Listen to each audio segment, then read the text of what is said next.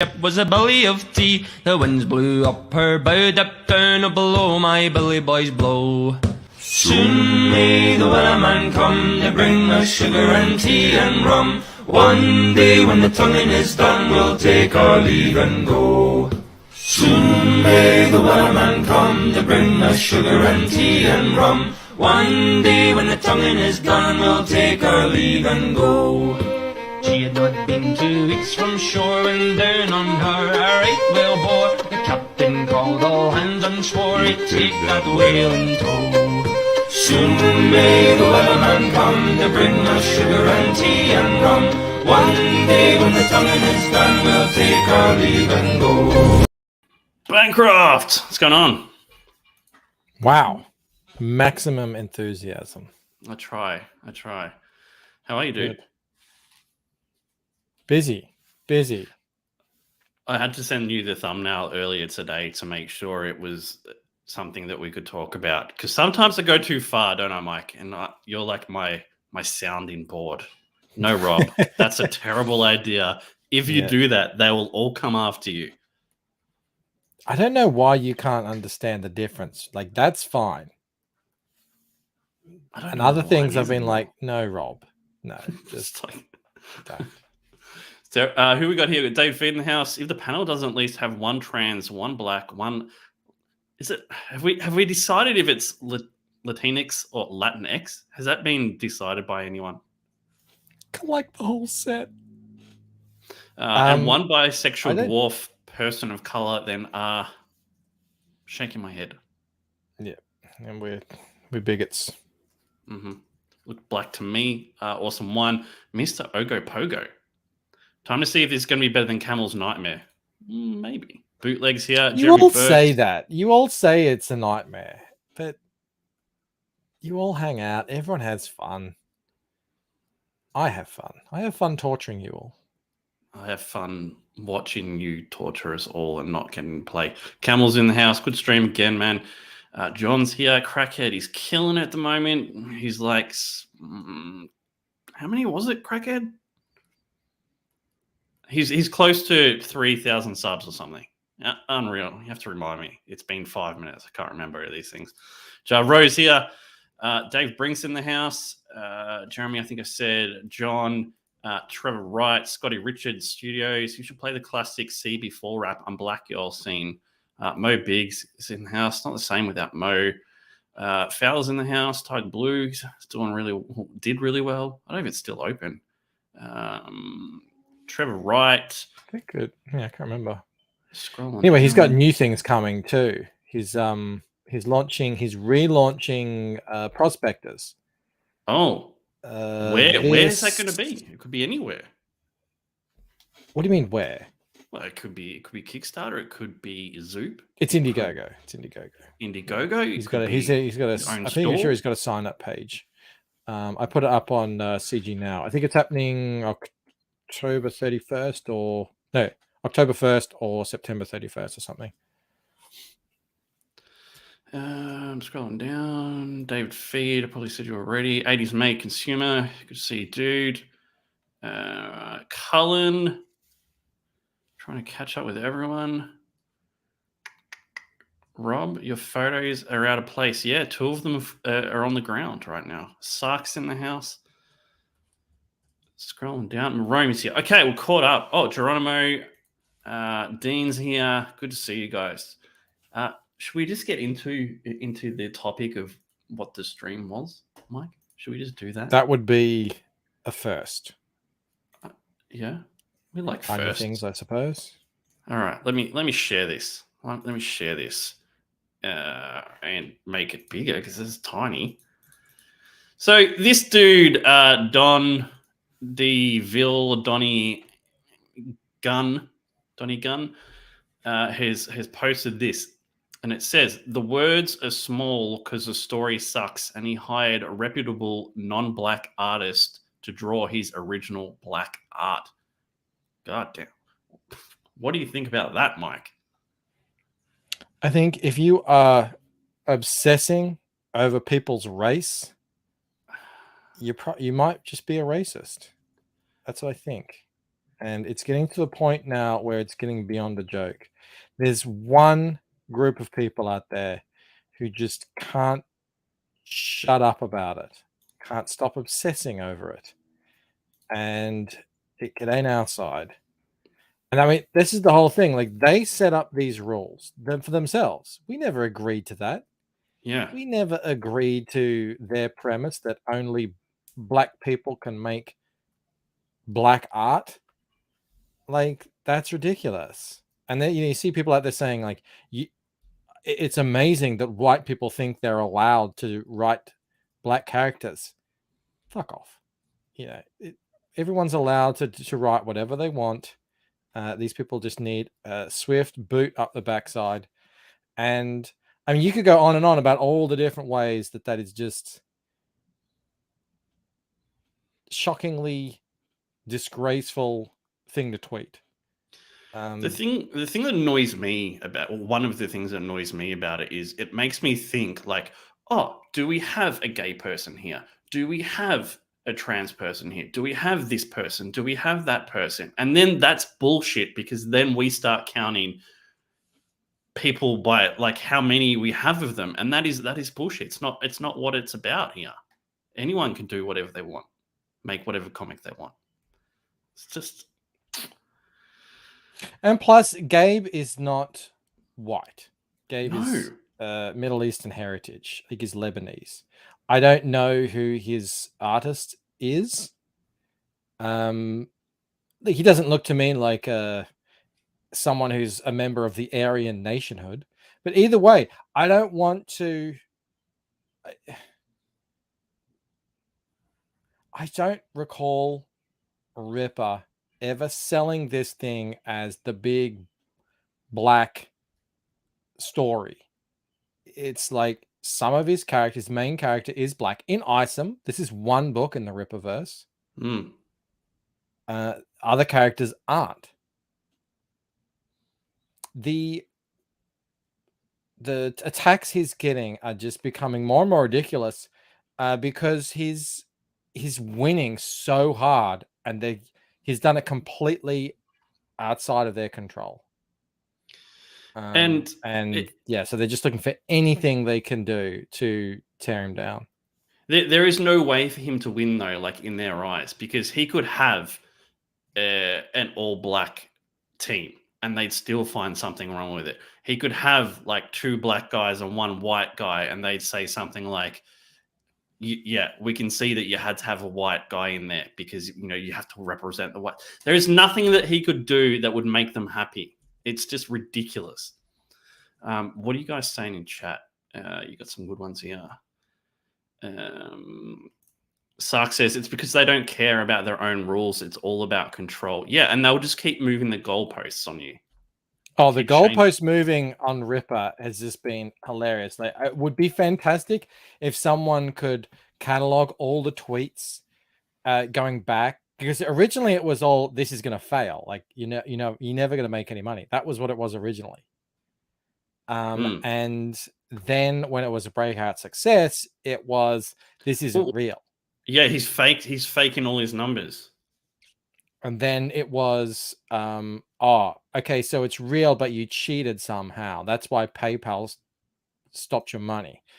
And then it's all sorts of stuff about how it's misrepresented and or he's not going to get it out. He's not going to fulfill. He's trying to cheat you by using stock photos in his thumbnails. And like, it's just, I was thinking about, like, when you get this successful and this big, and it's not about being this big. It's like being like this big of a disruptor, because this is hugely disruptive to the Western comic book industry. Like, regardless of what they say, like, this is massive, especially when you find out that, so many books aren't even selling anything. And he was saying this today in a stream. We don't even know what the mainstream sell. We know what they sell to stores, but we don't know what they sell to customers. These are sales to customers. This is hugely disruptive to their entire system, industry.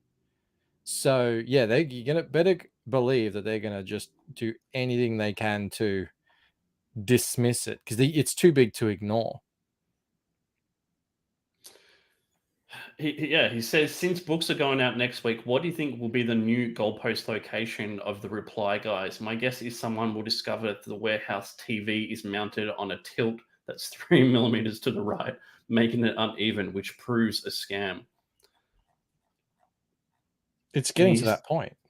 He says here, who am I supposed to hire? Give me the portfolios. And he's saying like of black artists that he was meant to hire. It's just crazy. Well, he did. He hired Antonio, even though, no one's, the name isn't public. It's clearly Antonio on one of the covers. But anyway, this is beside the point. Sorry, Kanan. Kanan White. It's beside the point. He could have hired white. It doesn't matter. Never mattered. In fact, it might have been funnier if he did, just to see the shitstorm. But like, he shouldn't. He should just hire whoever he thinks is right for his team, for his company.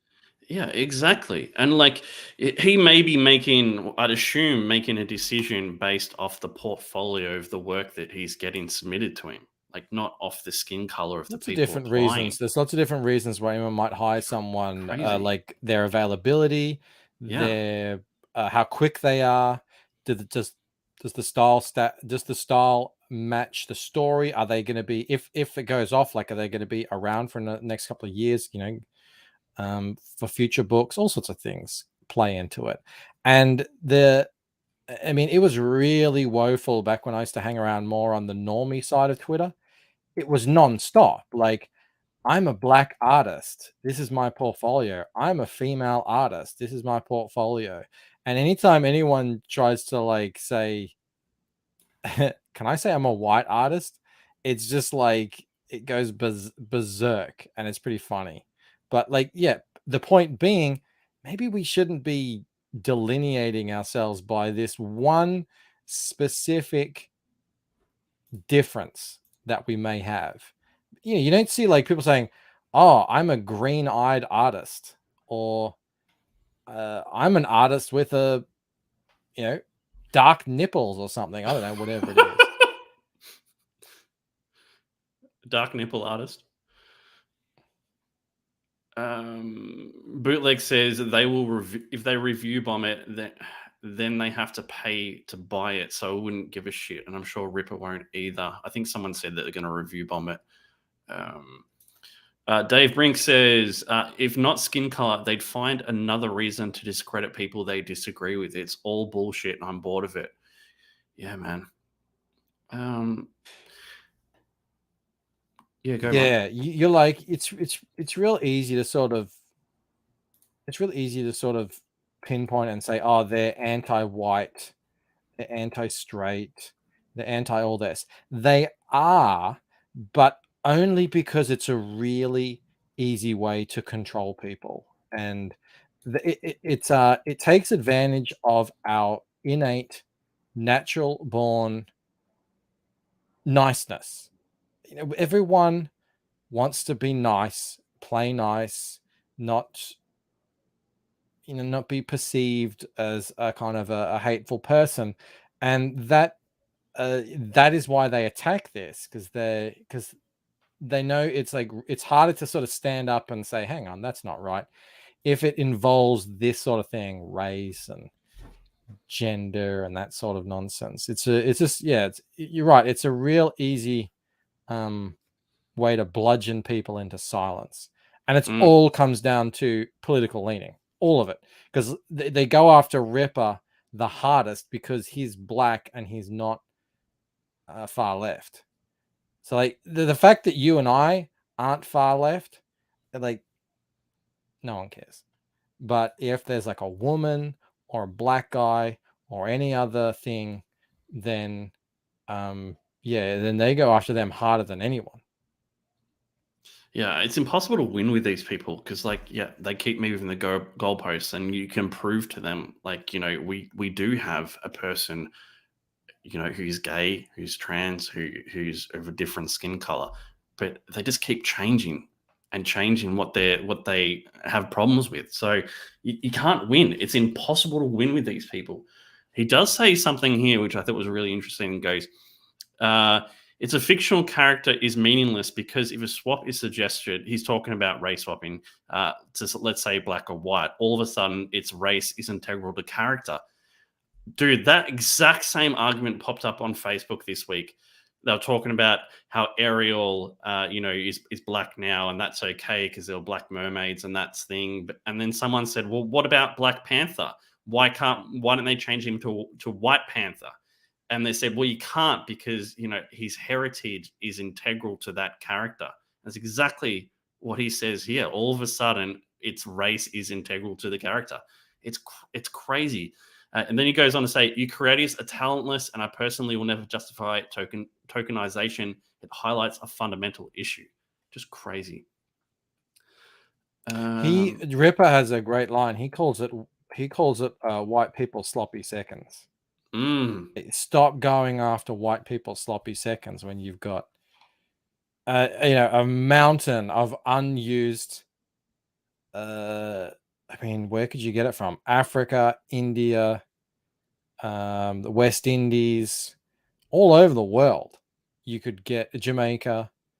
You could draw black characters from like historical figures and stuff.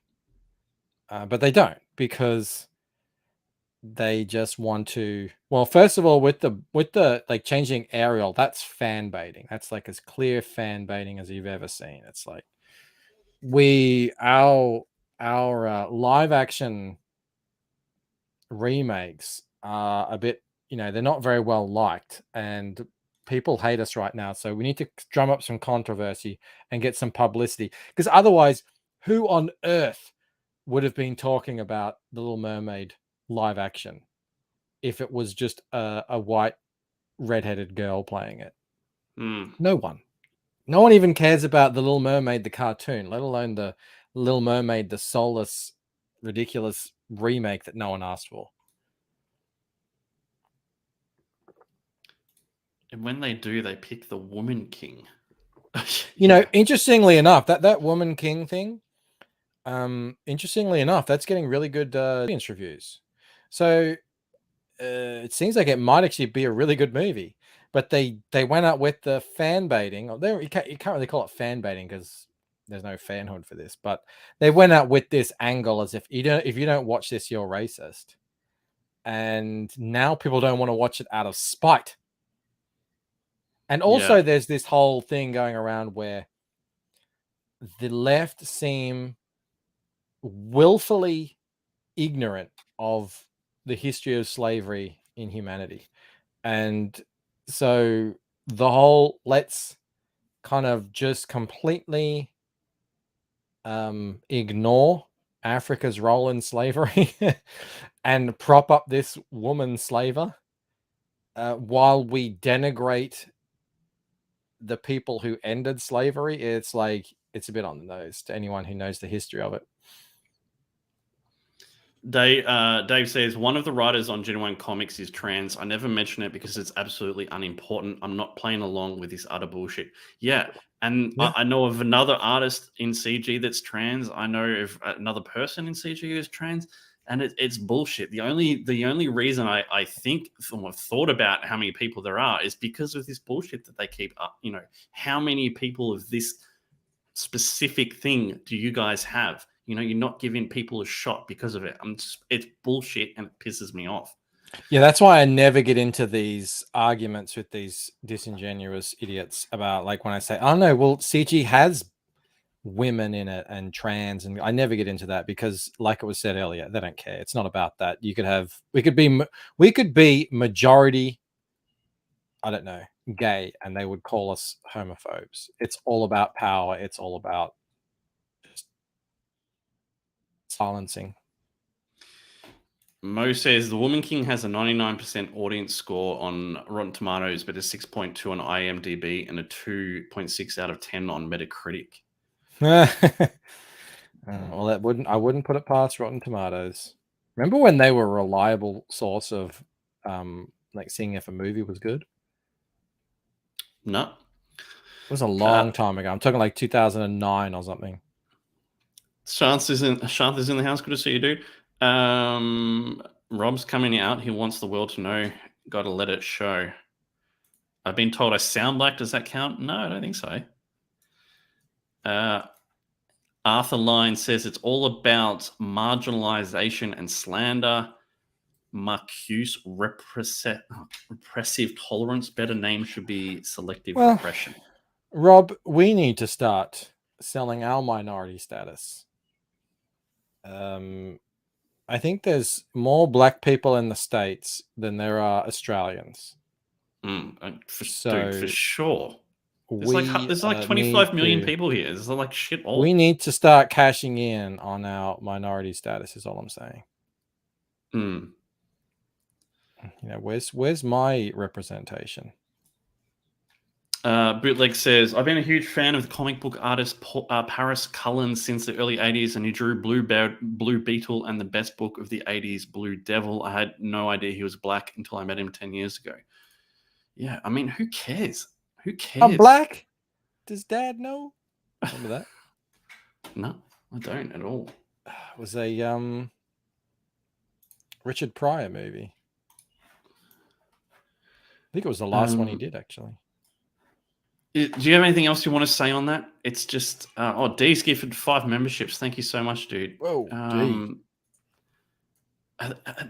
Have they gone off though? I don't know if they've gone off. I don't have the window open. I suppose I could. Let's have a look. Yeah, guys, yeah, they have gone off. Yeah, thank you so much, D. Awesome, thanks. Is there anything else you wanted to say on that topic, Bancroft? Because I mean, what else can you really say? It's just stupid, and you can't win with these people. Yeah, that's it. I mean, it's just the whole point of it is they've failed in every other attack. So time to start this one. I mean, remember what they were calling Ripper when he first launched? No, what were they calling him? Calling him things. If you say it on YouTube, you get freaking your channel struck. Oh, right.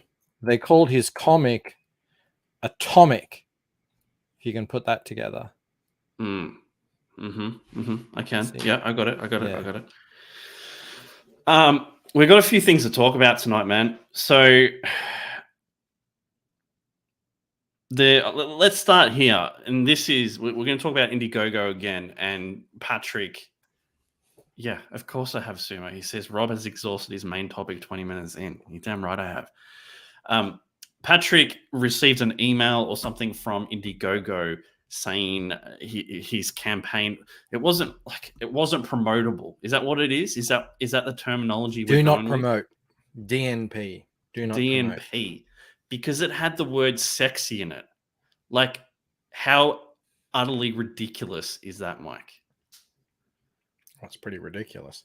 The more ridiculous thing of it, though, is where's the list? Show me the list. I want to see it. I want to know. I'm happy when you come onto a site, you use it, you sign that little thing, agree to their terms and service. That's part and parcel of it. Everyone understands that. Show me the list. I want to know what words I'm not allowed to use on your site. But of course, they don't do that. It's just you find out after the fact. And maybe you've had your campaign live and the first 3 weeks you've been not promoted. This is key, like, time. So that's very annoying to know that that's going on.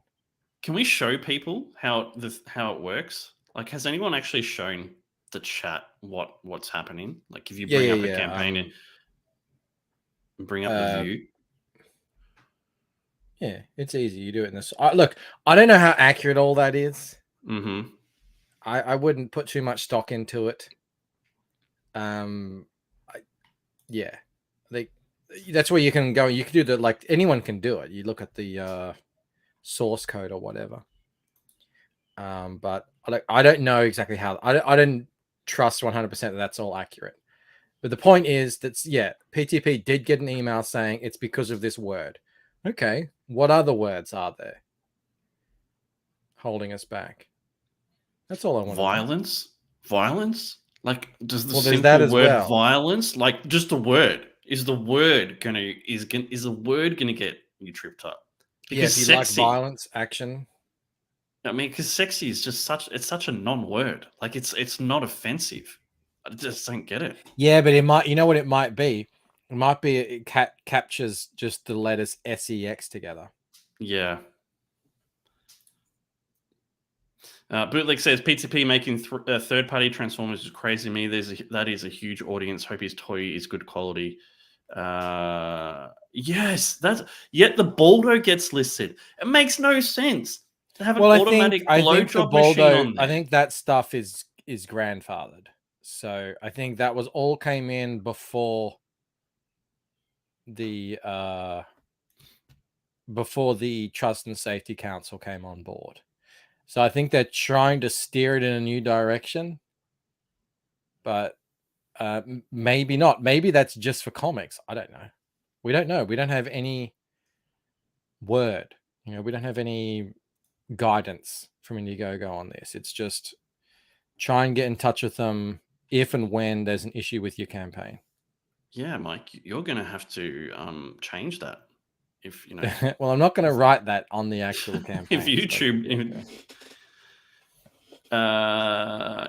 Good to see Mel here. Don't see her in the chat. I know she listens, but it's good to And see yeah, her here. Cullen just shared something with me. Actually, I might share that with you. I won't share his. I'll try not to share his DM, but he found something. Oh, He just shared this with me. Where is it? Check this out.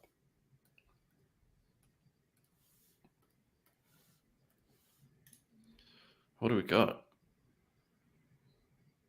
Oh, Trust wow. team proven. This campaigner has a history of Wow. fulfilling campaigns on the Indiegogo platform or is an enterprise run campaign. Learn more about Trust. Yeah. We're all equal, but some of us are more equal than others. Dude, it feels like exactly what happened to Kickstarter is happening to Indiegogo. I'm concerned, man. Like, where's this going?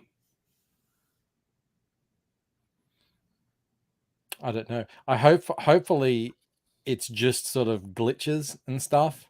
Sumo asks, what does the do not promote mean? It means you won't find it in that trending section. You won't be able to explore for it. You won't just come across it by browsing. You have to search for it.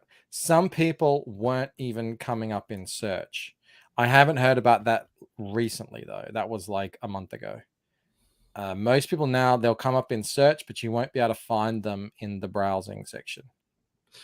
So, If Mike, it's do not promote.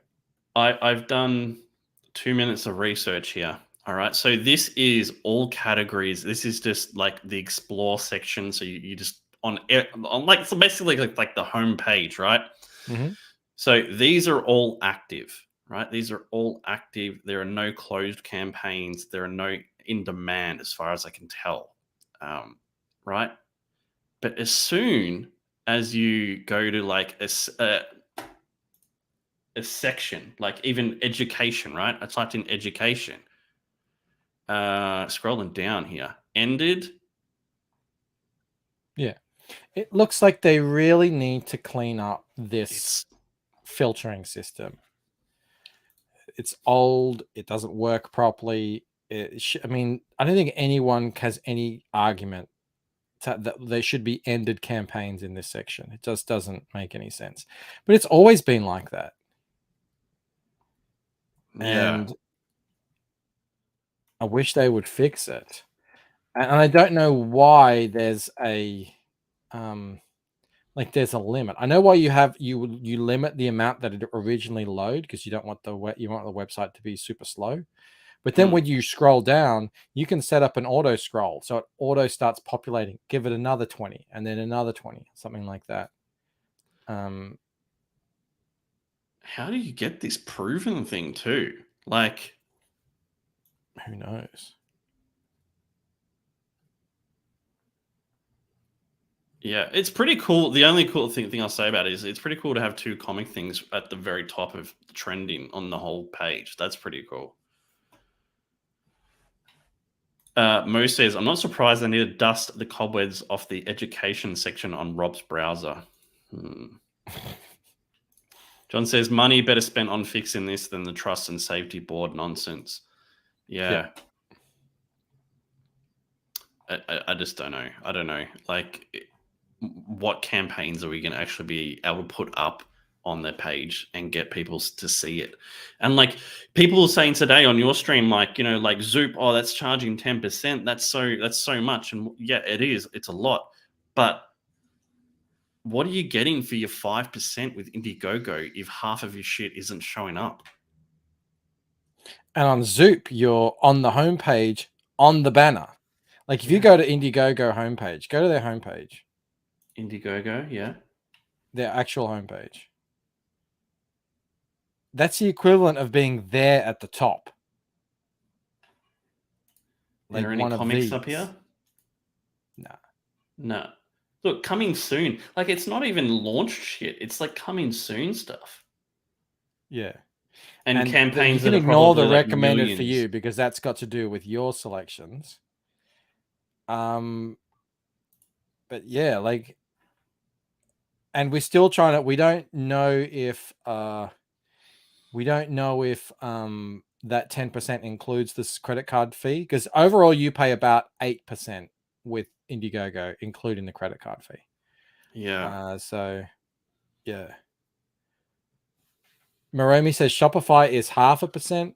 Yeah, but then it's up to you to have an external promotion platform to guide people to your Shopify. Otherwise, no one's going to ever be there. So that's the problem. It's not Shopify or whatever, other thing you use by yourself is cool for some, but it's not going to be the solution for everyone, because people don't have massive platforms from which to shout their websites out.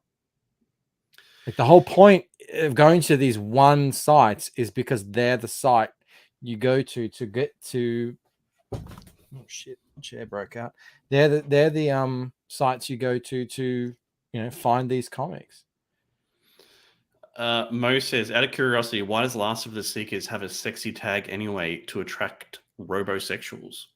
That's a good question. We need to ask PTP about.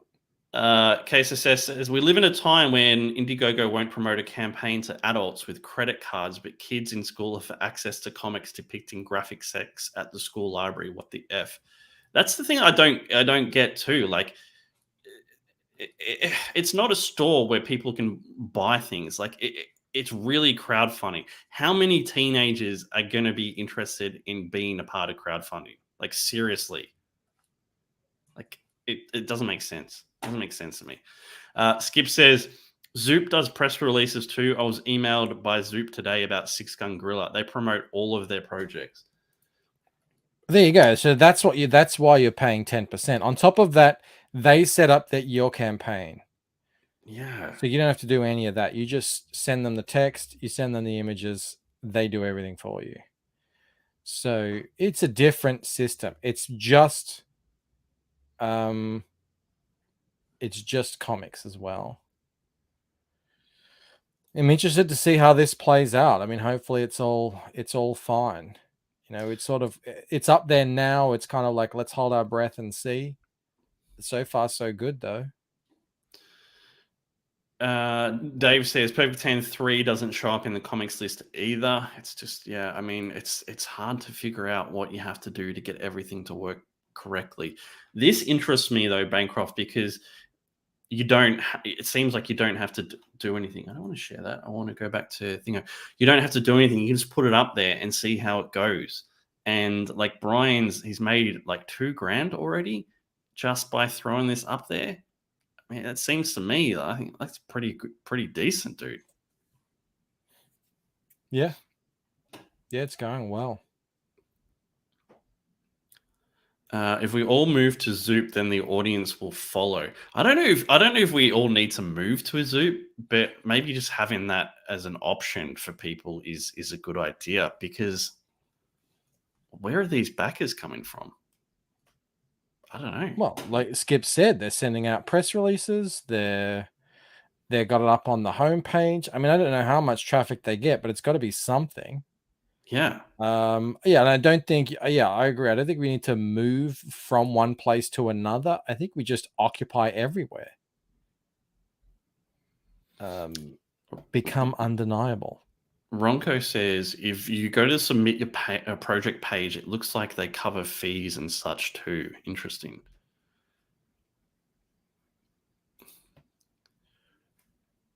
Like credit card fees. I guess. If that's the case, then the 10% is really not any different to Kickstarter, which is 7% plus credit card fees. Yeah. Are you thinking about this for you, like next year? I'm not really thinking about taking any drastic movements just yet. I'm just so focused on getting the book as done as I possibly can, but I'm definitely keeping an eye on all this. Yeah.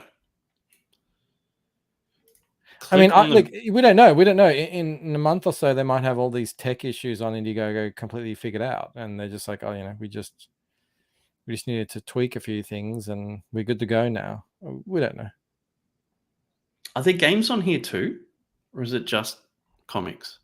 Click on video games. I think it's just comics. Pretty sure.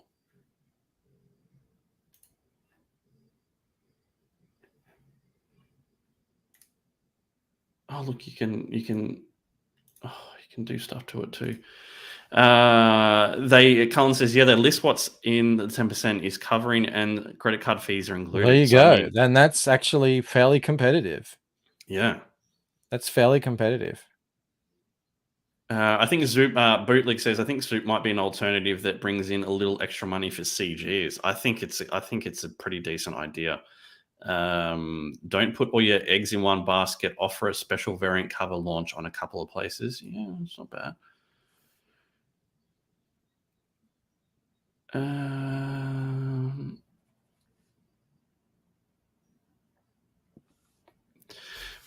I guess the question is, like, will they let CG books on there? I mean, we know Brian's CG, but he's not. He's not John Cyberfrog on there.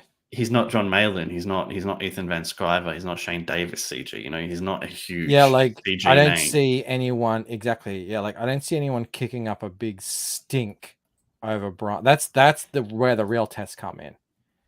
I don't see anyone kicking up a big stink over Brian Kriskow like they really would if, say, Shane Davis, Ethan, John, and any of the really big names went on there. You would imagine how come the Twitterati to come complain and saying, "Oh, I guess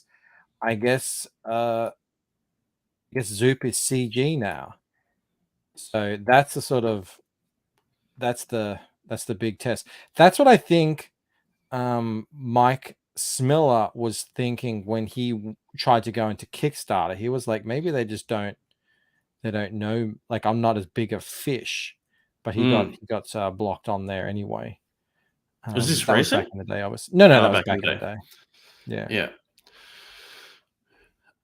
It'd be interesting, dude. Like if, say, like Ethan, Shane, or John decided to at least try it out, like they'd either get put on there or they wouldn't get put on there. And by not getting put on there, they might actually get more money on their current campaigns or their campaigns that are going to launch soon, because like they got cancelled again. Maybe do it, guys. I don't know. Bootleg says, well, they wouldn't care once a book made $250,000. Yeah, who knows? Maromi says the CEO of Zoop is Zhang. No, she's not the CEO. She's an advisor. There's 4 guys who made this. You can see it on their about page, and she was brought in as an advisor. Where's their about? She's not even part of the main. She's not even part of the sort of the executives. If you scroll down, it says who we are. I mean, it is concerning that she's a part of it, though. Like, but how much sway does she actually have now? Yeah. I mean, she did the Kickstarter thing. That didn't work out for her. I can't imagine someone employing her again and letting her have the same sort of control that she did there. Yeah, former comics outreach lead at Kickstarter to advise on customer experience.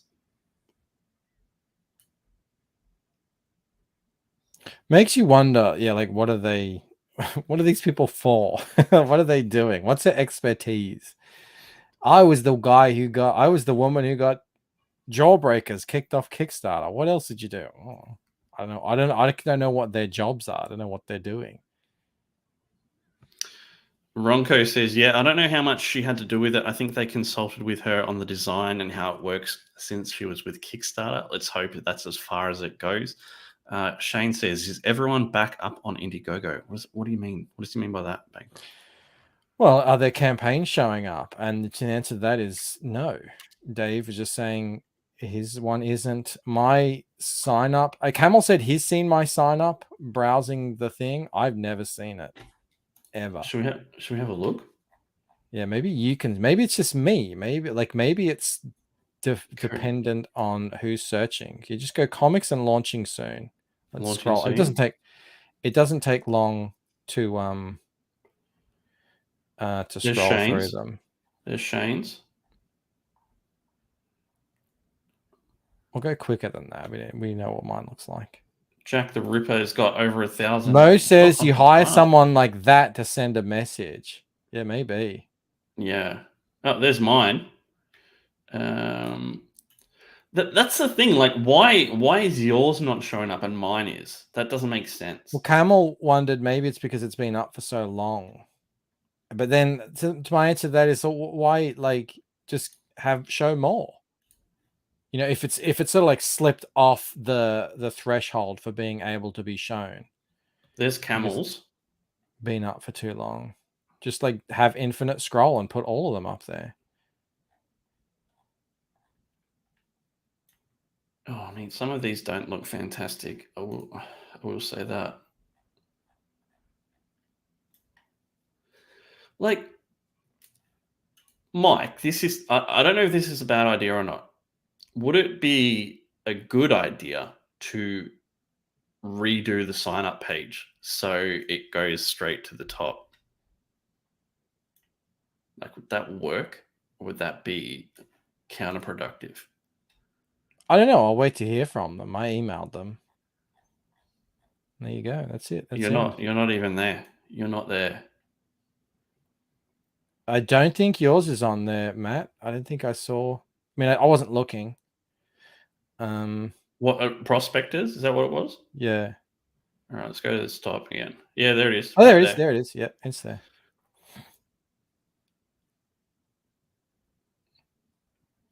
Yeah. I don't know. I don't like it. Nemo said, did I see a RoboChode campaign? Yeah, RoboChode's on there. RoboChode. Seekers. Was Seekers there?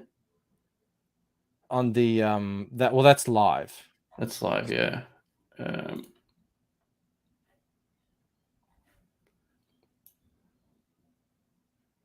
See, like in demand still, I mean, it's so frustrating. In demand.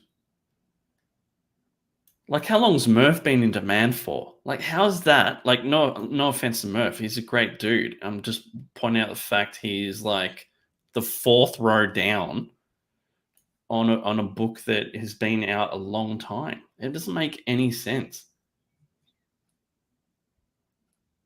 Yeah, there's Last of the Seekers right down the bottom. That's not too far down. That's still in the same. That's still like you didn't have to click down, did you? That was all in that one thing. Oh, that's good. Yeah, I don't think so. That's good.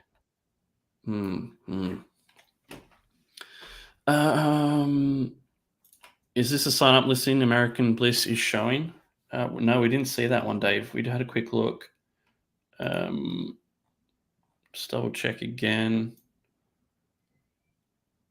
That new cover from Shane looks great. I don't know if he's made that public yet, but that's going to be a cracker. The Dalkion one? No, the one he drew himself. It's like it's got a really oh yeah. Yeah. Got a really good angle of it. Let's just Yeah, say I saw that. him draw that live. That was funny. Yeah. Okay. So yeah, I mean, they need to sort this shit out. Yeah, I think he did, Shane. I think he closed it.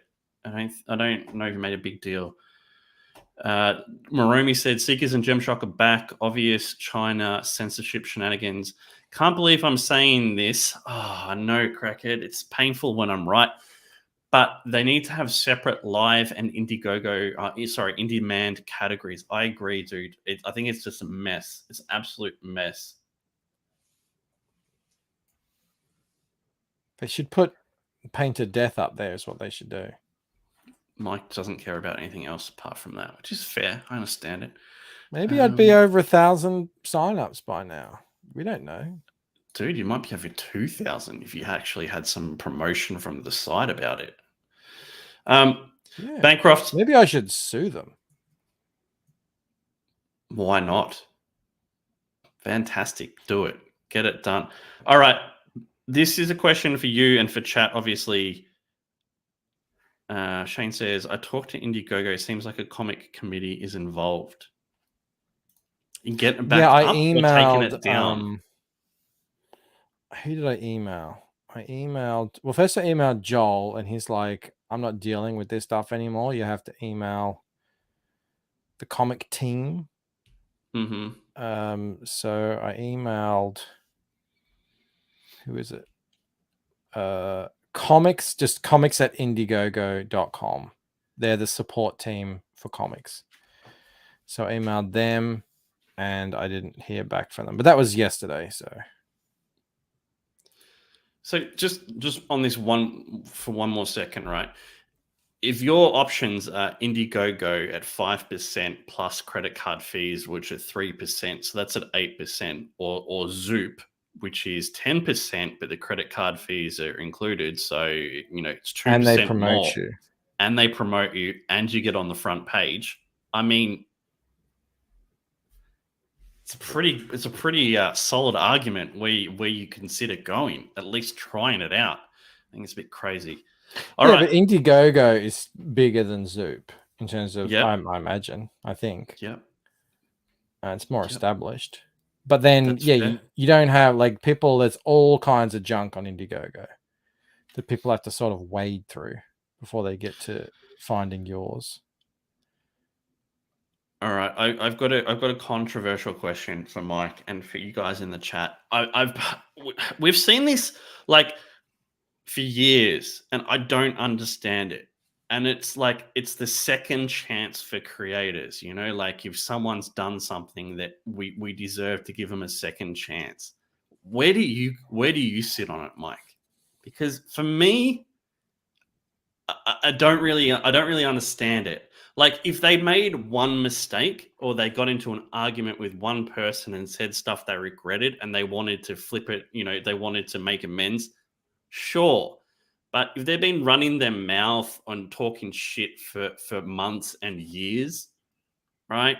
Or they haven't fulfilled a book that they said they were going to, I don't understand why people would want to give them a second chance. I don't get it. Well, I mean, I don't think people should be just cancelled for all time. And as well, I look at it from both just a person in CG and also someone who has a show and gets people on and promotes them and stuff. As someone who gets people on and promotes them, I would be much more forgiving. But I would need to see some change. Like if you, for instance, like spurged out and then like really badmouthed the fans and the backers, that's really difficult to come back from. And I would want to see that you're like, you'd say like, oh, like I was just angry and I was just hurt and saying things that I see, I want to apologize to the fans. Like that's cool. Fine. But then ultimately, it's up to the fans whether or not they want to accept you back. But as for like someone who's like, got a small platform, I'm happy to, bring people on, as long as there's some sort of contrition there, and hear them out, see what they have to say. Now, personally, I find it really difficult to hold grudges. I'm, I find it really easy to just sort of forget, even if I don't necessarily forgive. But yeah, that's just my own personal.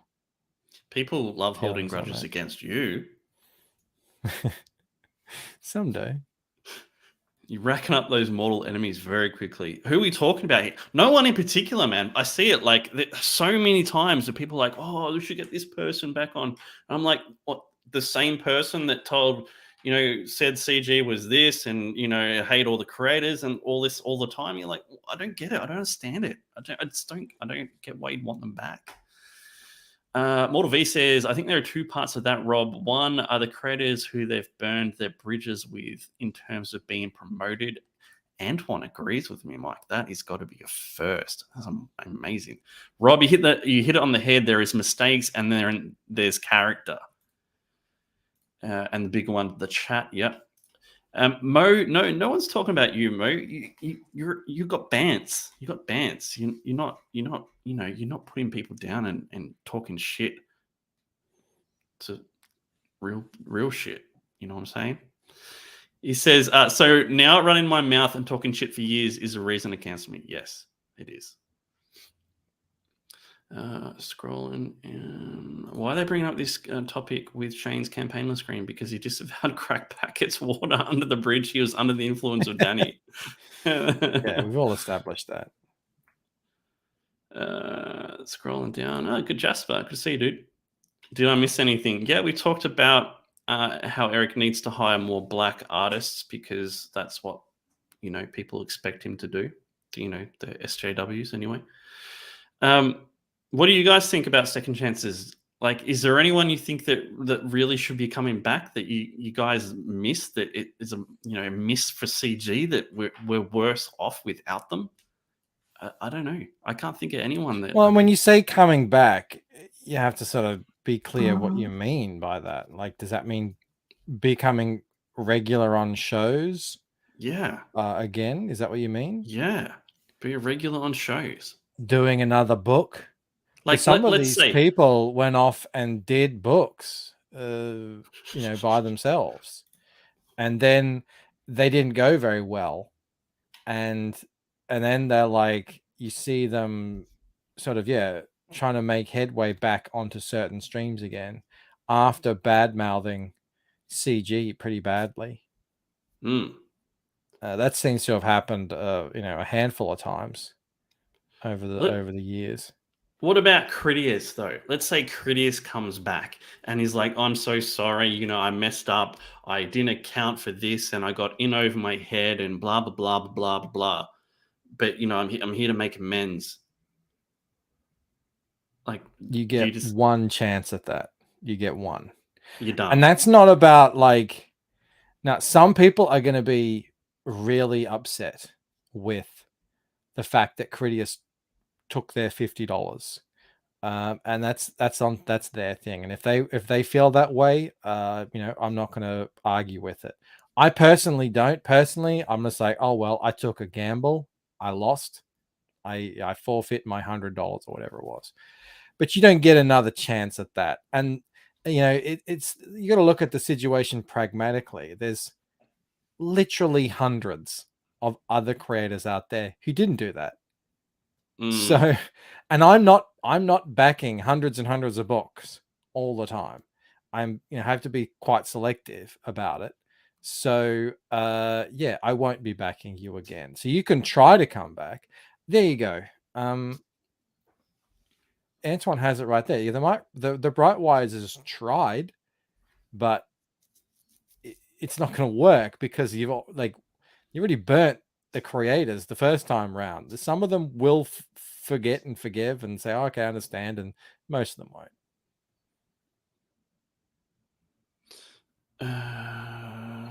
80s Maid says they can come back, but I'm not rushing to give them money. Exactly. KSSS says Critters will get Detective did to us. He got an Uber job. He told us he would make 50K working for Uber. They should make amends with the backers, not the YouTube crowd. Yeah, Mo that's the says, real thing. Like that means when you're back is when the backers are actually backing you. There's a big hill to climb.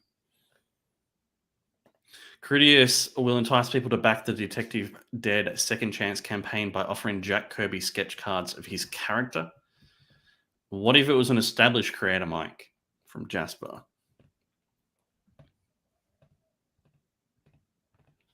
I'm not exactly sure what you're asking, Jasper, by an established creator. I say so someone has fulfilled lots before and just stuffed up on one.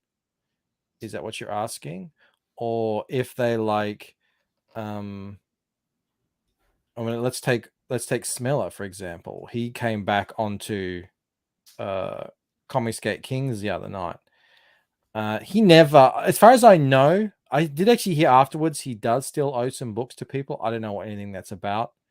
Doesn't he owe Kyle Ritter money for a cover he colored for him? Like, I don't know. Like these stories, there's 3 sides to every story. You know that, dude. I really did not like that stream where he burnt the Cider Frog book and his kid was upset. I did not enjoy that one bit.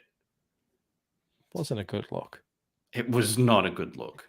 GK1 says, yeah, Smeller owes me books. There you go. I don't know. Yeah, if you do want to come back in that sense, yeah, you got to like fulfill all your obligations and then people can talk.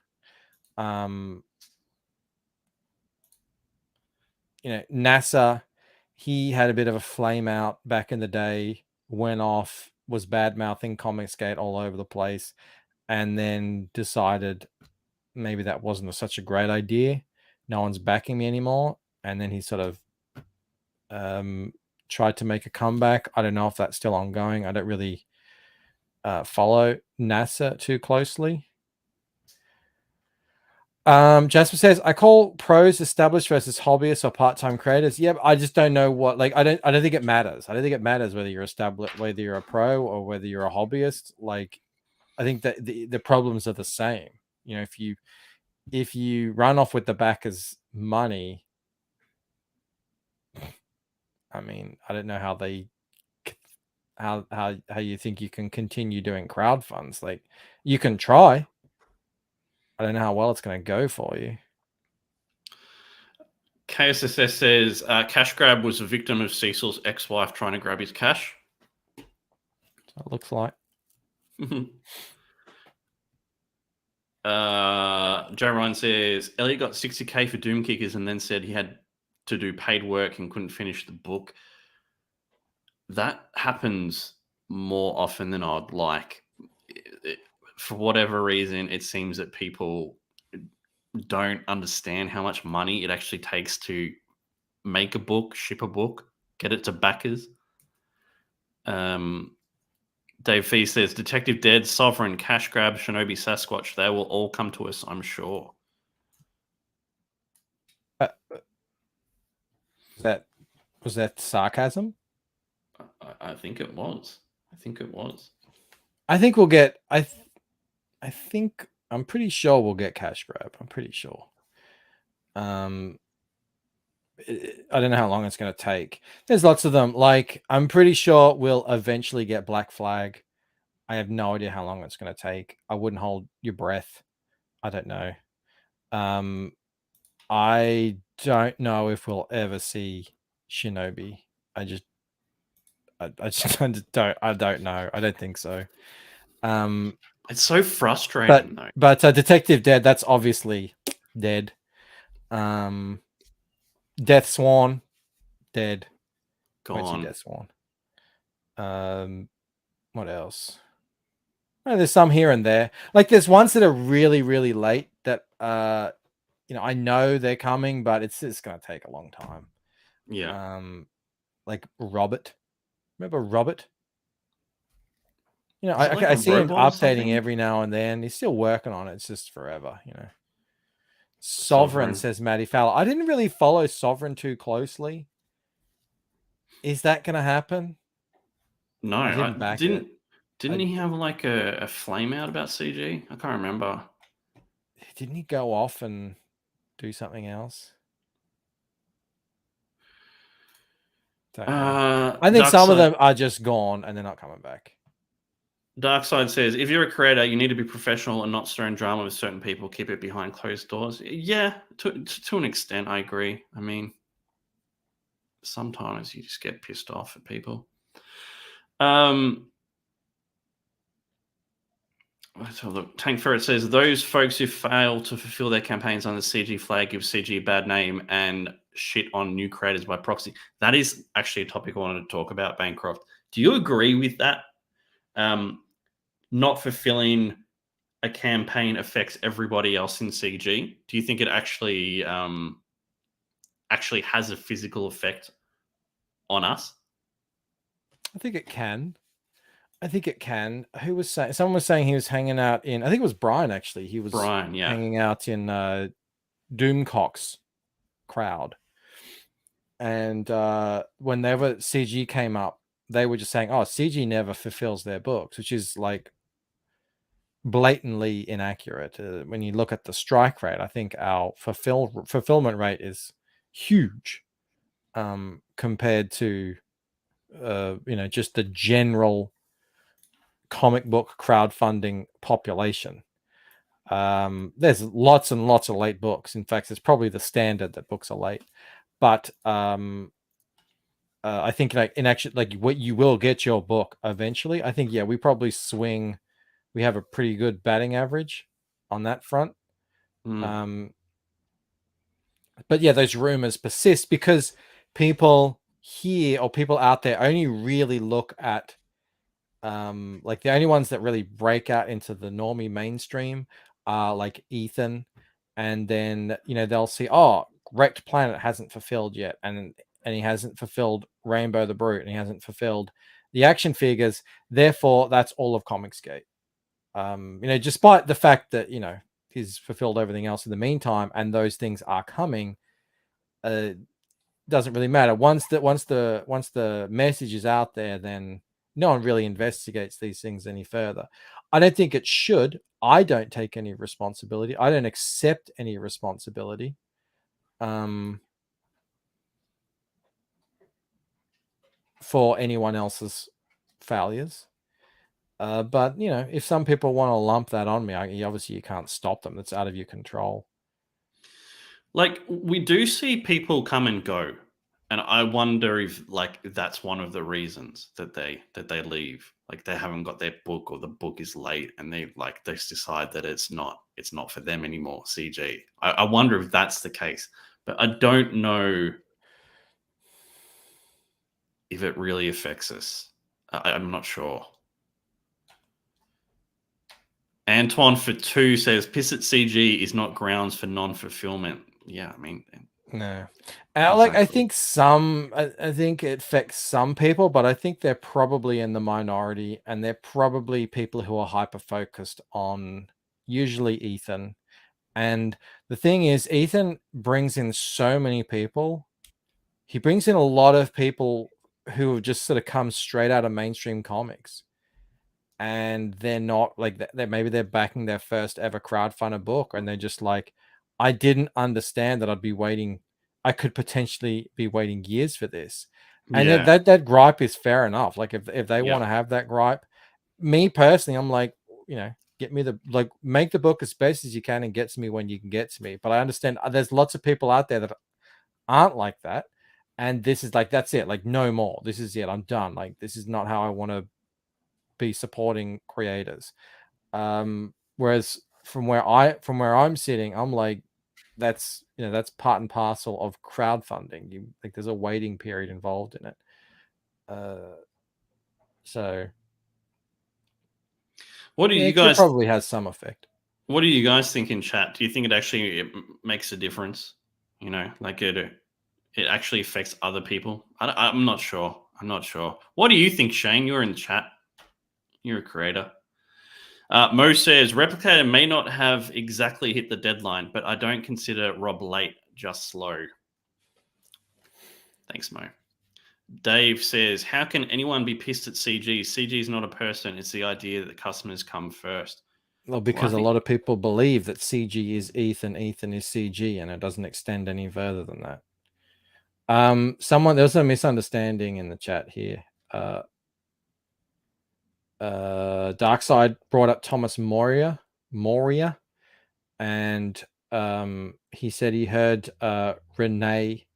Is it Renee? What's his name? Stefani Renee. Renee's his last name. Yeah. Stefani Renee is very sick. Yes, he is.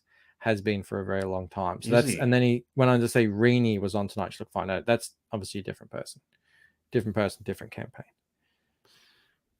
Pork Hunt says Ethan would fulfill earlier if he wasn't doing the heavy lifting of the level of promoting he does, especially lately.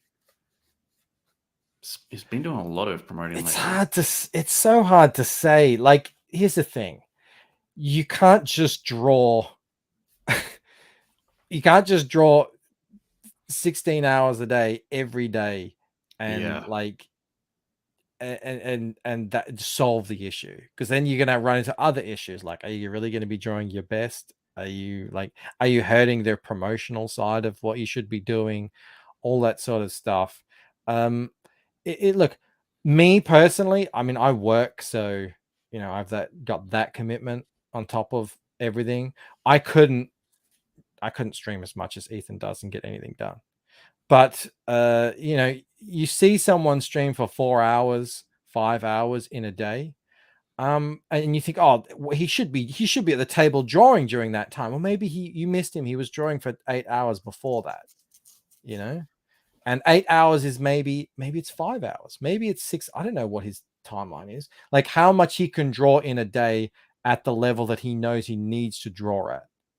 I don't know. No one knows. That's the thing. So, but yeah, like on top of that, I mean, that the value of that promotion work for the sort of greater CG scene, it really is invaluable. I mean, like there's no one else bringing in that amount of new people, and we need new people all the time.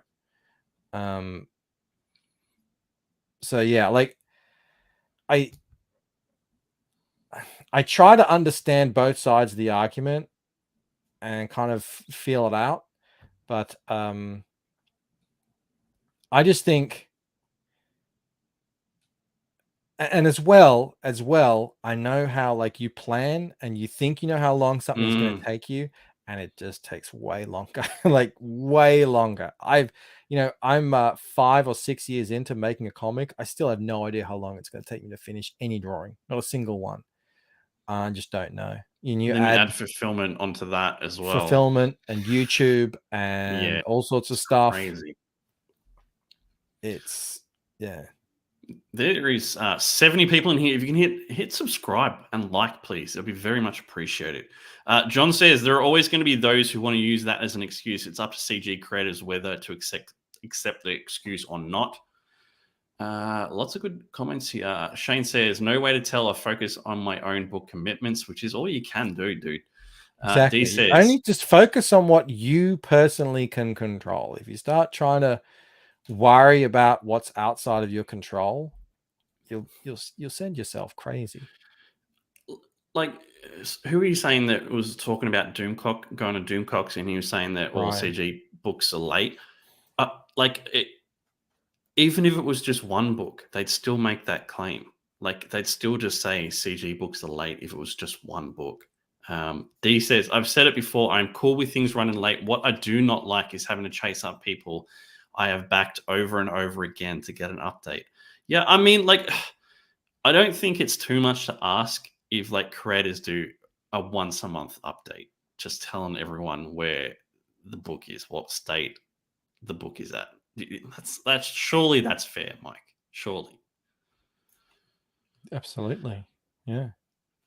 Skip says, I think the really late books that still go on big channels cause the most conflict. Yeah, I get that too. I mean, it is pretty rough watching a book get promoted that's like 2 or 3 years late. Like, you kind of like, I mean, really? I mean, let's just get the book done. Jasper says late fulfillment affects all. How could it not? Ask yourself if anyone would doubt a creator if everyone fulfilled on time. Yeah, but I don't look at that like I don't think, oh, this guy over there was really late in his fulfillment. So I don't know if I can back this other guy. Yeah. Because they stream together. Like Shane said, like he just focuses on his, and I think Shane's got a pretty damn good track record going already. And there's a lot of people who do. And then there's people who are late who you see every day. And they're not shirking, they're not like hiding. They're explaining what's happening, they're showing what they're doing, they're sort of explaining why they're late.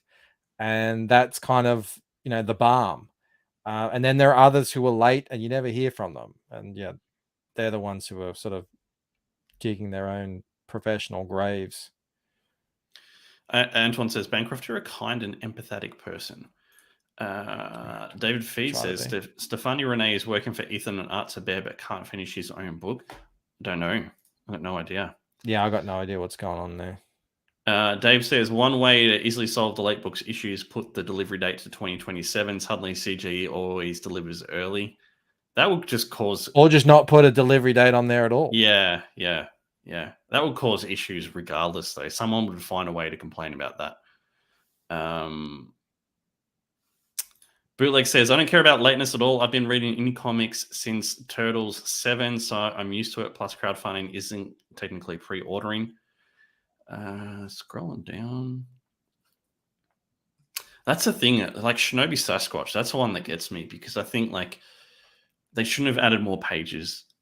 Rob should have just done covers, and everything in the world would have been great and fine. It was shoulda, woulda, couldas. Yeah, they just bit off more than they could chew. Scrolling down. Yeah, D says, agree, once a month is a good idea. He said, even if they just say, yeah, I'm working on it still, thanks for your support, that would be enough. Agreed. Maybe even like a page, an update or a panel or anything.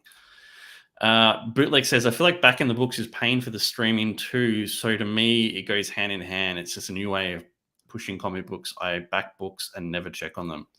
Yeah. Rob, we talked about that. Not putting in delivery date is bullshit. Gay Up's way of doing business. Yep. That's very fair.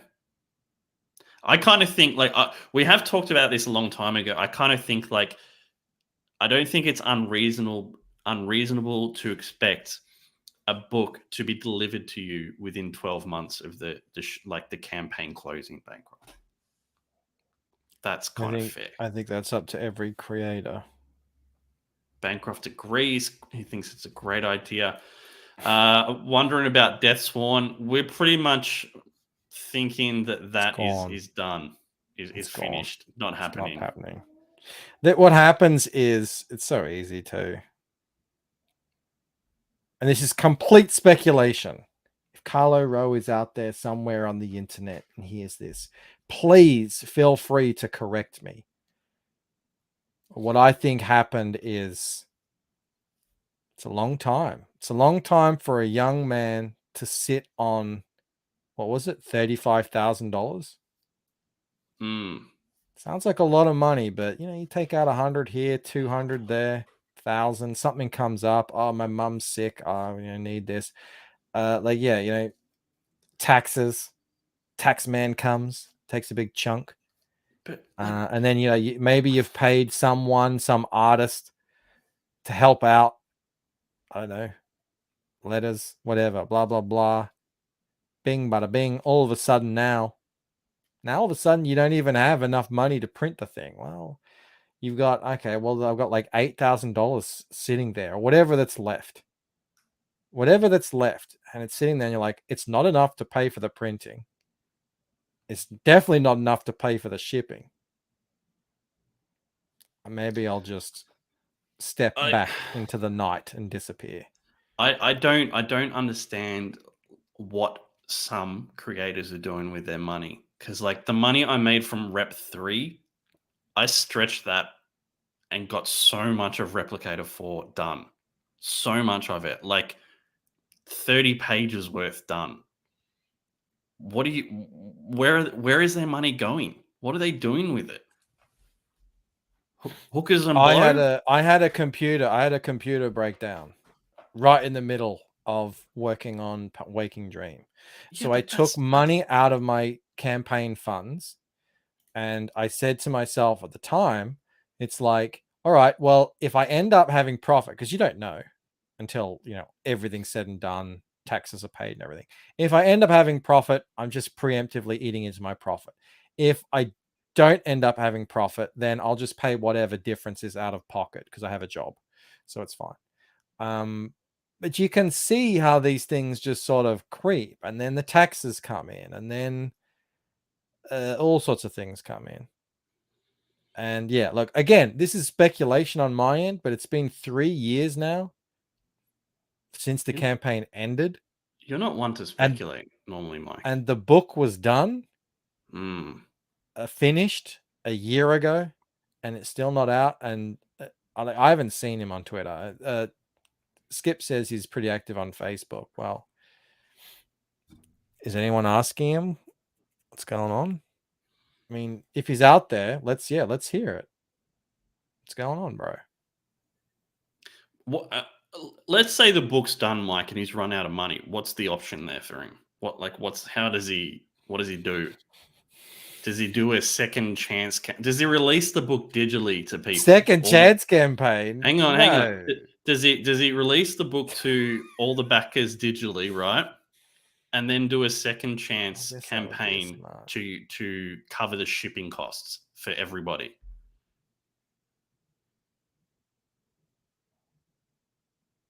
There's no second chance campaign. That don't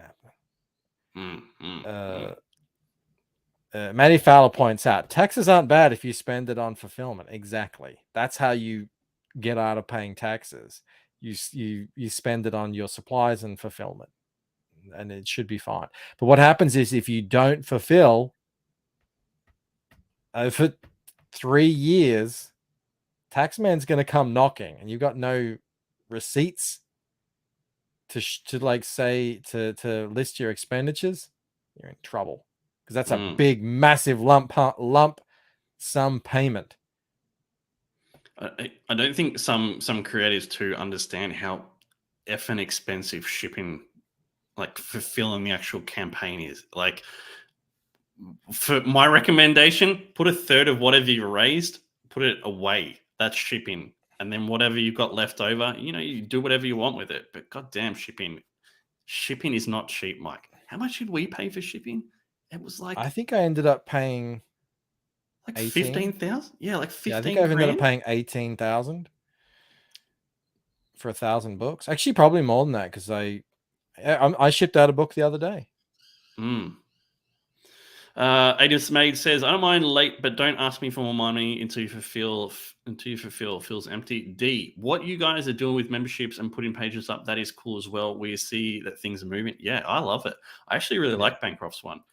I never check a delivery date when I have back to book. Yeah, I don't either, but then I get kind of pissed off if like I haven't got that book for like 2 years.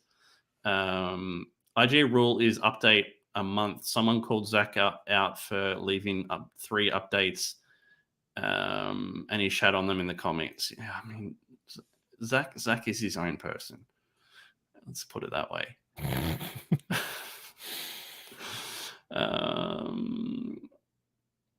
Aviator Surge says, crowdfunding, which is the business model of CG, asks backers to have faith in the creator's ability to fulfill. When they fail, it reduces trust in crowdfunding, which translates to CG, the messenger. Scrolling down. Mo says, yeah, Rob, you weren't producing soundtrack, ordering custom fonts, backing a shitload of books, and paying the car insurance with the money. Yeah. No, that's talking about that's the second chance campaign. Yeah, no. Shane says basically you pay taxes on the money for printing and shipping. Tungsten for 5 Singaporean dollars, I think. Not everyone knows how to handle a sudden influx of money. Many miscalculated. Yeah, it's very true. Zach is no longer Zach. He's Richard Meyer. Didn't know that. I forgot what I was going to say. What else you got, Bancroft?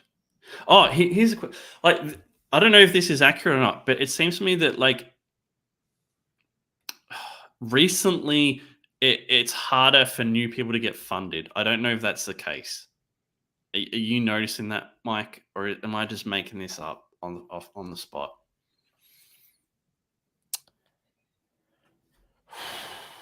No, I wouldn't say it's harder for people to get funded. I'd say what is getting harder is it's getting harder to build a channel on YouTube. Mm-hmm. And you say that, and that's surprising because there are a lot of people now who are getting up 1,000 subscribers or whatever. But what happens is, like, 1,000 subscribers means, that what that measurement means is it changes. It's getting hard to kind of get the engagement that you need to have a really good crack at getting yourself properly funded. And I think that's just like increased competition, maybe a little bit of fatigue out there in the general audience. And maybe what you might be seeing is just like there's more and more people who are coming into this who are sort of like hobbyists doing it for the first time. And then, they're up against Kenneth Rocafort and Shane Davis. So it's like, it's going to happen. But at the same time, no, I hear a lot from creators who are, really struggling because, and it's all relative, but it's hard. It's hard to find a time when people actually want to watch that isn't already got, 10 other, maybe not 10, but a lot of other, different streamers who are like, trying to compete against each other. And it's hard out there, right? It's hard to get started. But I mean, who is it? Someone said on Twitter earlier, it's like trying to promote on Twitter is like using a feather to try and knock down a wall. I mean, that's exactly right. It's the same for everyone. It's like when I first started on Twitter, I can remember being stuck on like 60 followers, 100 followers, 160. It's like, it seemed impossible to get past it. I don't know, like something happens, you just stick with it, you figure it out better.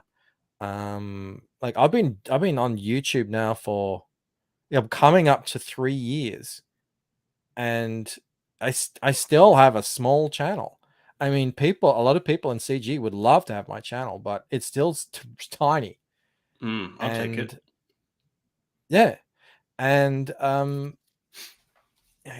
countless hours of streaming and making content and stuff. It's like not everyone has the time, to do that. Mate, and you've put in so many hours to get to those 3,000 subs. So many. Yeah. Like, but then you see, it's like you see people, it clicks eventually. Like Mandy, it just eventually it clicked. And now she's got over 10,000 subs, and she said she's got over 1,000 signups on her vampire book. So like I'm not going to say it's going to work for everyone because that would be lying, but I've seen it work before. We're seeing Jeremy now. He found his niche without the dragon stuff. As long as he remembers this when he's like, I know. has 1 million subs, yeah. Don't forget about us, Jeremy. So who was talking about the other day about Rainey and Mandy, and like, was that us? And they were just saying that they're, because they're chicks, they're doing well. One thing like we didn't mention about that is they have like really energetic personalities, and if they were guys that had really energetic personalities, they probably wouldn't do as well, but they still do pretty good. They still do pretty good, like better than my personality is what I'm trying to say here. Well, I mean, Yeah. that's a low bar God to damn. jump. Yeah. Well, let me share this. Which I saw just today, which is something. The Hold on a power of sec. the armpit. Mm.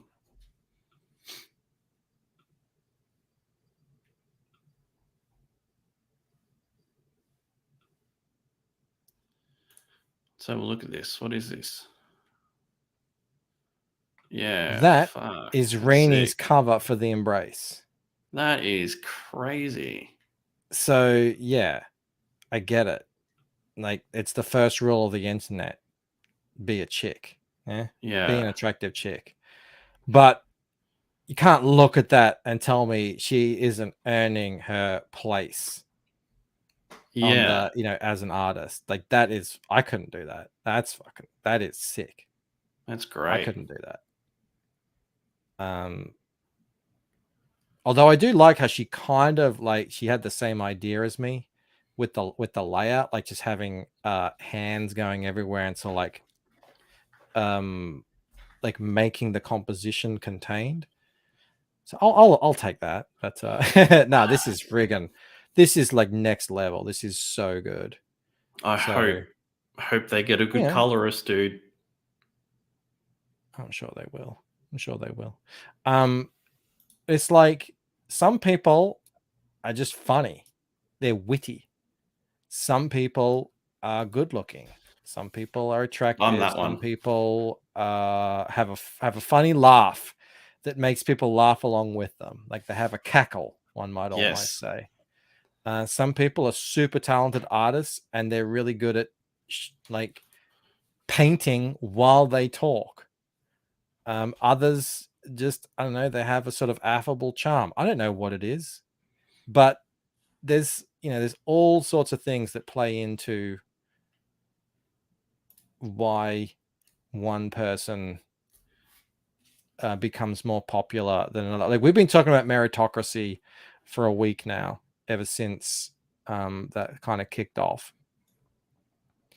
And I think it was the wrong word. Ethan came in to my comments. He watched my videos, that one that he EFAP'd, and he said, Comicsgate can't be a meritocracy because meritocracy requires a governing body. Yeah. So for a meritocracy to even be a possibility, there needs to be a governing body that is gatekeeping people in. So let's look at like a university. Yeah. Mhm. And they're accepting students based purely on merit. They're not looking at any other factors. It's just they look at your results from your entrance exam, and you're either in or you're out depending on the results. Yeah, that's Mhm. that's what you need to have a meritocracy. So the idea that Comicsgate doesn't function like that. The people who decide who's getting big fundings and who isn't are the fans. It's thousands of individuals making their own decisions by themselves. So it's sort of it's not actually really sensical to talk about a meritocracy. What you can say is CG a popularity contest? To which I say yes, it is. There's Mm. lots of different ways to become popular. You can be So the is world's life, best though. artist. Yeah, that's exactly it. You can be the world's best artist. You can be the world's best writer. You can be have a super bubbly, charismatic personality. You can be a girl people like to watch. You can be all sorts of things. But whatever it is that you can spin to make yourself popular to the most possible people, I think that's probably the better way of doing it. Because if you're popular and you can inspire people to invest in you. That's how I would sort of look at it. Yeah, and you don't have to be, charming or witty or intelligent or beautiful or any of those things, Mike, do You you? can be Rob Arnold. You can be me. Yeah, chat's been lighting me up. I've lost them though. Where are they gone?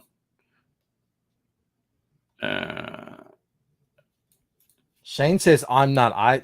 Shane, you've done things on streams that I would never dream of doing, and I wouldn't be able to do because I don't have that sort of personality. And I think Shane is incredibly witty, but he doesn't. It's in a different way. He's very like deadpan. That time. Yeah. When Malin was grumbling about the Keone cover, and Shane just picks it up and starts licking it. I would never I in didn't see million years that. think of that. It was hilarious. It was brilliant. But yeah, like that's like everyone has their own. Everyone has their own styles. That's cool. D says you're not a swamp donkey, Rob. That's a win. Thanks, man. How do you think Camel's going to go, mate? Boots and heels.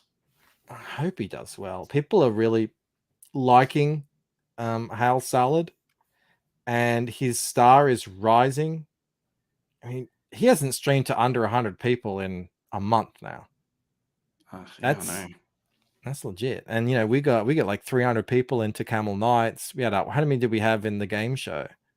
150, 130, 150. Yeah. And that's legit. Like, so on top of that, you just had a book out. He's going to be adding a whole bunch of stuff to it. I think he should. I hope he does really well, because if he doesn't, man, Grumpy Moon is going to be insufferable. Yeah, fuck. We need to get him to a lot of money, people, because I can't handle listening to him bitch about it for a couple of months. So sign up if you haven't signed up to it, and back it when it goes live. Hang on, Genuine Comics has got a comment I think we need to address. Is it gone?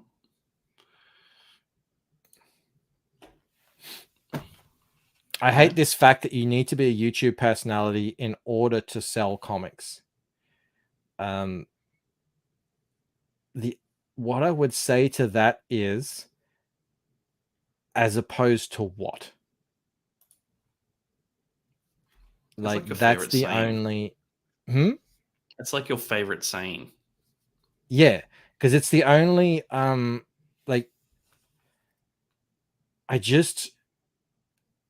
like there was nothing before this, before YouTube.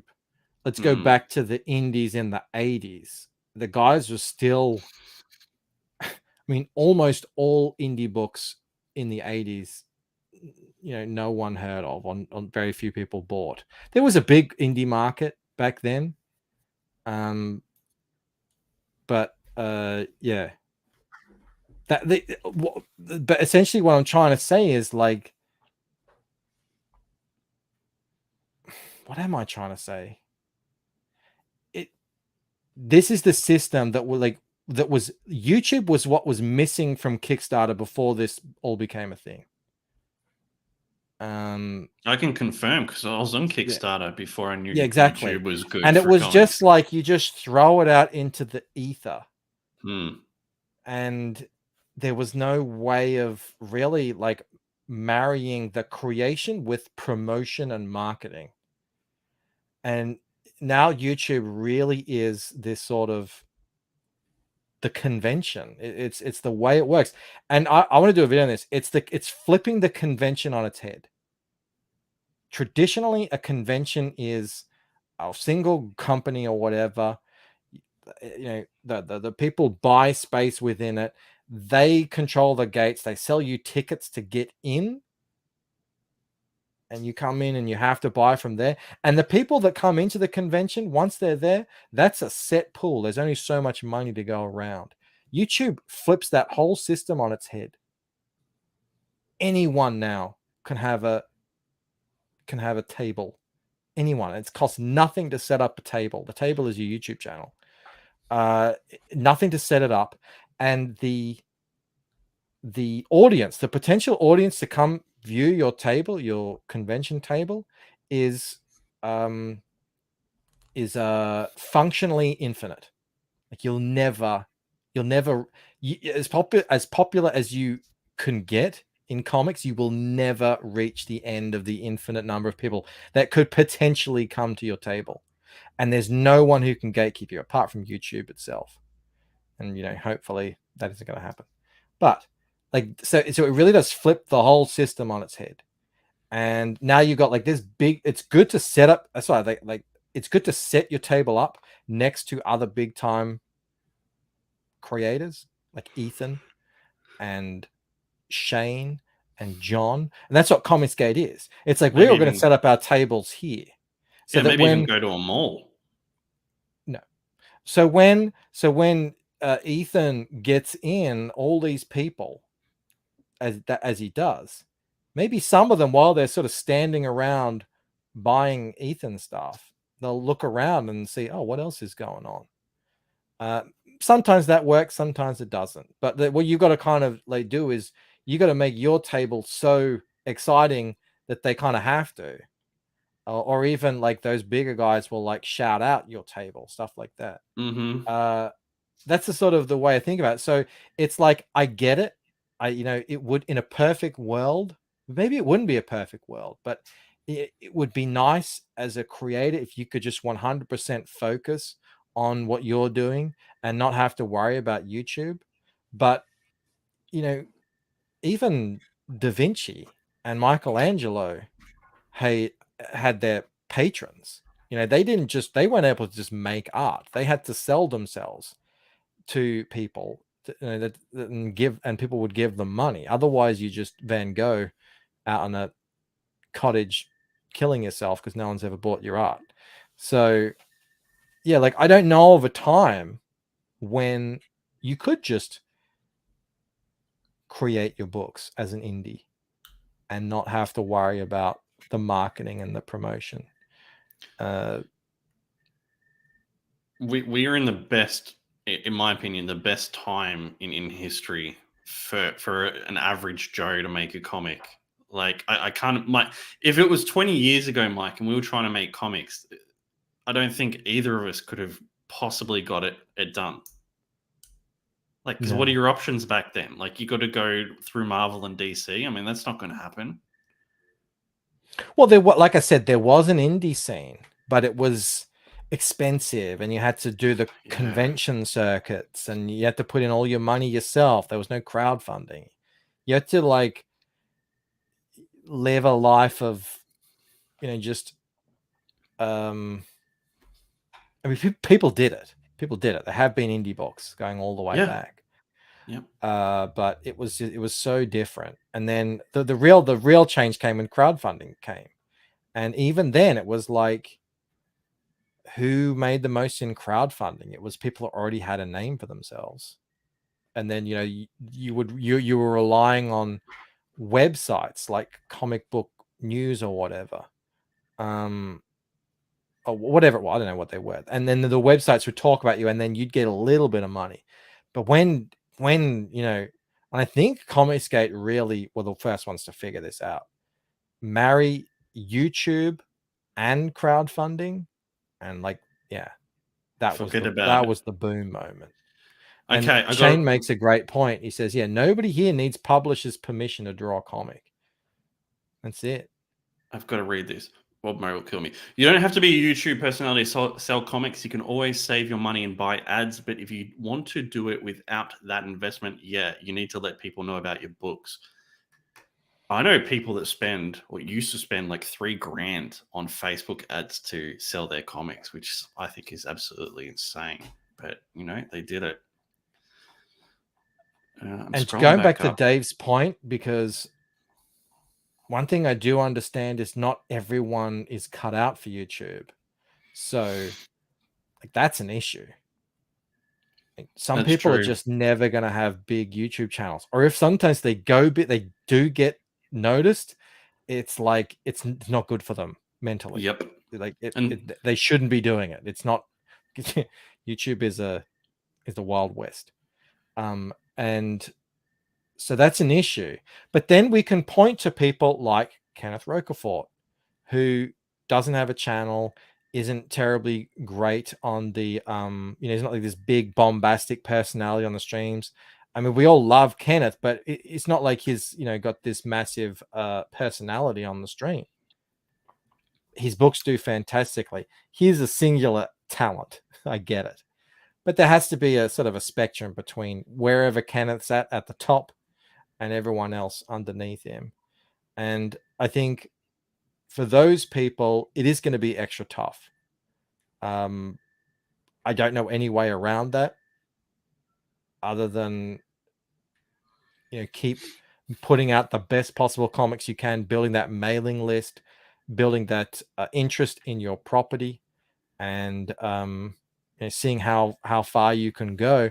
And if you're a cool guy and everyone likes you and you do great work, then at the very least you can get onto other people's shows and promote that way. That's why it's invaluable to have a network here, because I think if this network didn't exist, if this promotional network didn't exist, a lot of these smaller time either amateur or hobbyist or like semi pro guys would have a real hard time getting their books funded. I forgot what I was going to say. Crackhead says starting a channel doesn't necessarily have to be work either. Find something you like talking about and build a channel around it. Yeah, I always wonder about that, Crackhead, though, because Mike's always like, well, it's got to be comic related. It's kind of, you can't just talk about dogs, cats, or some shit. I didn't say that. I said it depends on what you want to do with your channel. I want to be able to get guys on and have cool launch streams and promote books. So for me, I need to keep my channel comic focused. Other people can do whatever they want. It all depends on what you want to do with your channel. I've remembered. I get what Dave's saying though, because like by all accounts, his book's pretty, wildly praised as being great, and yet he's probably not making the numbers that he would like to see. So what does he do? And before you answer, we are both kind of lucky in the fact that we have wives and kids, but we have time that we can set aside for streaming. That's not always the case. Yeah. For there's definitely luck that plays into it. Timing plays into it, all sorts of stuff. I don't know. I don't have the answer, because I see a lot of books. That are in. There's a lot of people, good guys, like top guys, really talented, and their books are fantastic. There's a lot of them in the chat who, their books are just as good as others who make tens and tens and tens of thousands of dollars. The only difference is those guys are not as popular. Yep. That's where the popularity contest comes in. They're not as popular as Aaron Lopresti is, as Rini now is, as others are. And I don't know, like, how do you become more popular? That's a ethereal question. What makes someone popular? No one has an answer to that. Antoine says, no, you would go through previews, paying a big ad deposit and hoping that retailers would see it. Yeah, but how would you actually even get the comic made, like, 20, 30 years ago? Like, how would you find... People did. Yeah, obviously. They put money into it. They sunk money into it. But if you're not drawing it and coloring it yourself, like, how are you finding the people? If you're not working at one of these big studios, there was still a scene. Like, there's a convention scene and a comic scene. I mean, it was actually a massive scene. It's a massive. Must have been scene. really fucking hard. All these. Well, that's how it used to be. You worked. The indies existed, and you work your way through it as an artist and a colorist and an inker to get into the big leagues. So there were I don't think there would have been any shortage of people willing to work on indie books. Not that I wasn't there. So this is how I guess it. I could be completely wrong on this. Pork Hunt for 5. He says, how did Michael Fife build his audience? He's been self-publishing copra through Etsy for nearly a decade. No channel. You can do it. You can do it. I don't know. It's... I don't know. I don't know anything about that way of doing it. I've only ever done it through YouTube. I mean, I did a little bit on Webtoon. That's another way. Like, I don't really see anyone in CG going that route. I mean, some are. I think Jose is. But yeah, that's another way. Like you can get tens of thousands of followers. I don't know if they're going to back your crowdfund, but yeah. There's ways of doing it, but like pound for pound, YouTube is crushing it, and YouTube really seems to have a way of scaling up in a way that nothing else really touches. You just hit it big on YouTube, and you can write your own ticket at that point. Yeah. I always wonder about how you bring it back though, Bancroft. Like if we started doing reaction videos, right? Because reaction videos are popular. How do you tie that back to comics? I just don't. I don't know. I don't know. I can hear cicadas at your house, mate. You got cicadas out there. I live amongst the animals.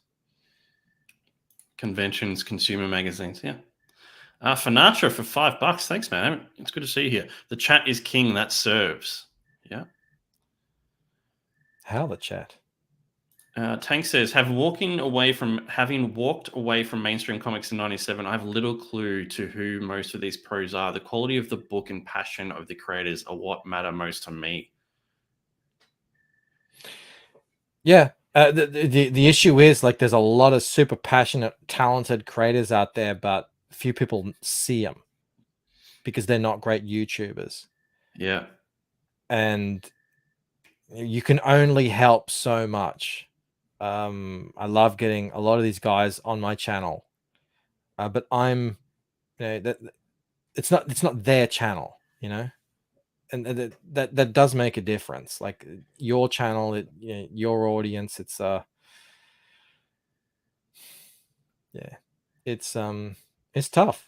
It's tough, and I think it's getting tougher because there's more people who are seeing the successes.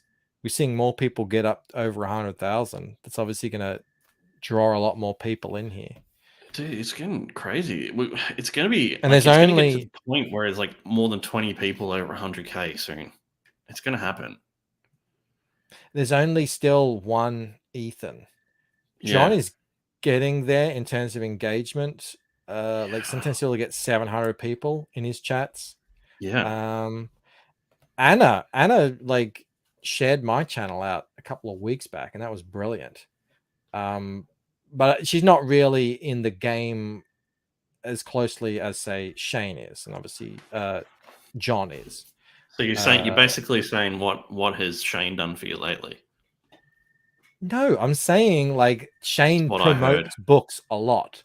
I heard. Like I'm not expecting Anna to be out there promoting different CGs all the time. Maybe she will here and there, but it's not like a big part of what her channel is about. Whereas that is what Shane does a lot. And John will have a lot of CGs on his channel for his post Kang show or whenever else he streams, and he's getting a lot of people in there. But there's still only one Ethan, who is someone who can do a stream and get 1,200, 1,300, 1,400 people into his stream. Imagine we had 5 guys like that. And why I say you need that is because you need to entice new people constantly to come over. That's the YouTube game. And those people, a percentage of them will hang around and see what else is happening. But Pork doing says that is like another thing. We need Anna to do a comic. I know she's thought about it. I know she's interested in doing it. I know she's looked at doing one. I don't know what stage she's at with it though. But that would be great. Well, Yellow Flash is doing a comic, and he's got a massive channel. So maybe that I don't like. I know some people see all these big YouTubers making comics. Yeah, it sort of can squeeze out the little guy. Again, I don't see it like that because here we go. Shad's another guy. Because I see it as it's not we're all in a room on a convention floor, and we've got our tables, and then here comes this massive guy, and he's like sucking away audience, and here's this other massive guy, and they're sucking away audience like that. I think of it more as we're on this floor, and the room, it sort of points outward. The crowd is out there. A guy like Shadiversity, he's not taking away funds from the Comics Gate kind of marketplace. He's actually bringing in thousands of new people. Well, I mean, hundreds of new people and thousands of new dollars into this space. It remains to be seen whether any of them will stick around and hang out and check out what anyone else is doing. But yeah, that's just the way I see it. The way I kind of look at the situation as it is. I see all this stuff as positive, like growing. You know, the whole concept of buying crowdfunded books on Indiegogo. I can't believe that Kelsey hasn't figured out something with Anna about the comic book. You would have thought that he'd love to do a comic book for her. Just, throwing that out there. Has this underperformed, Mike? Is this underperforming?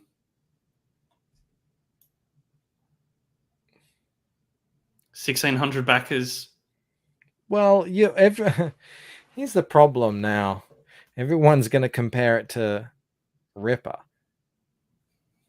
And I was watching a Ripper stream earlier. The guy was like preaching.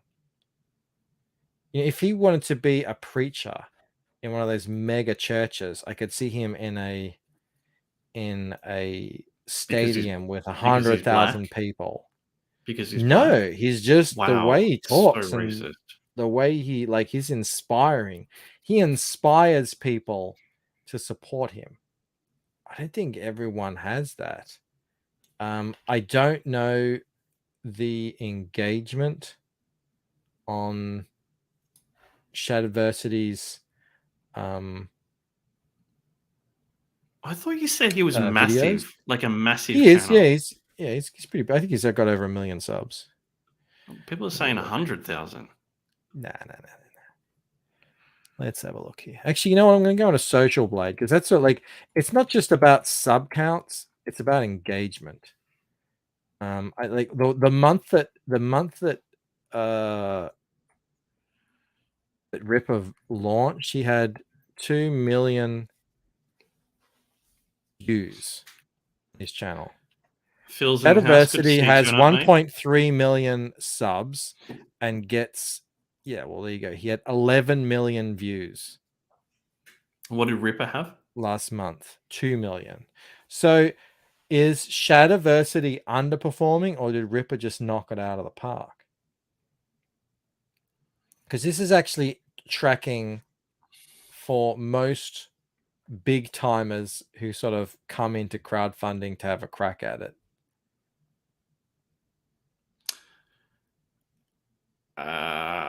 Look at that font, Bancroft. You gotta love that, don't you? You love what that font? The title here, Shadow of the Conqueror. That's beautiful. You dig that, I'm sure. What are you trying to say? I'm saying anything. GK1 says Miller looking like Dean Cain let himself go.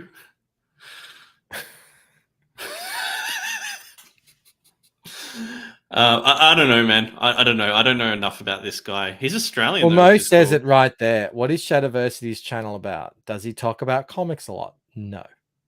He's a medieval expert, weaponry, armor, all sorts of stuff like that. Like it's an entertaining channel. He's a very fun, affable guy. But it's all about like medieval weaponry and stuff like that. Because of he's big into that, he wrote a novel. Mm. And this is the graphic novel adaptation of the novel. So yeah, look, it's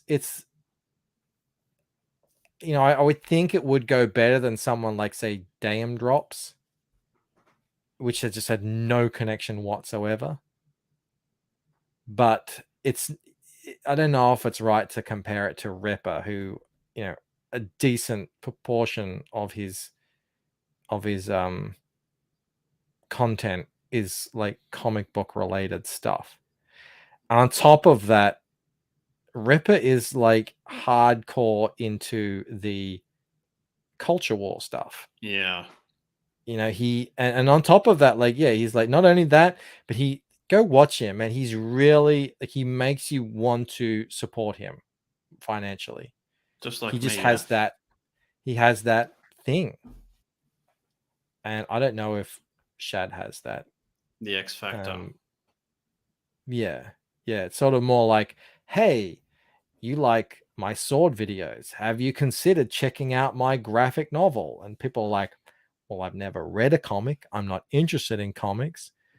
I just like watching your sword videos. Whereas Ripper's out there is like, we're setting up an alternative, and he's, you know, he's preaching, and he's like, that is like really, he's really inspiring.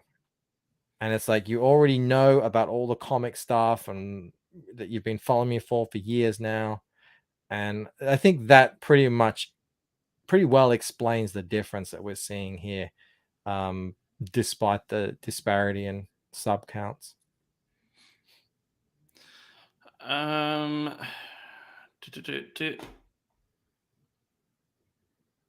I don't know. I don't really care, honestly. I mean, it's a lot of money. Good luck to the guy. I hope he does well. It's cool that he's Aussie. It's gonna be a while, I think, before either of us snag the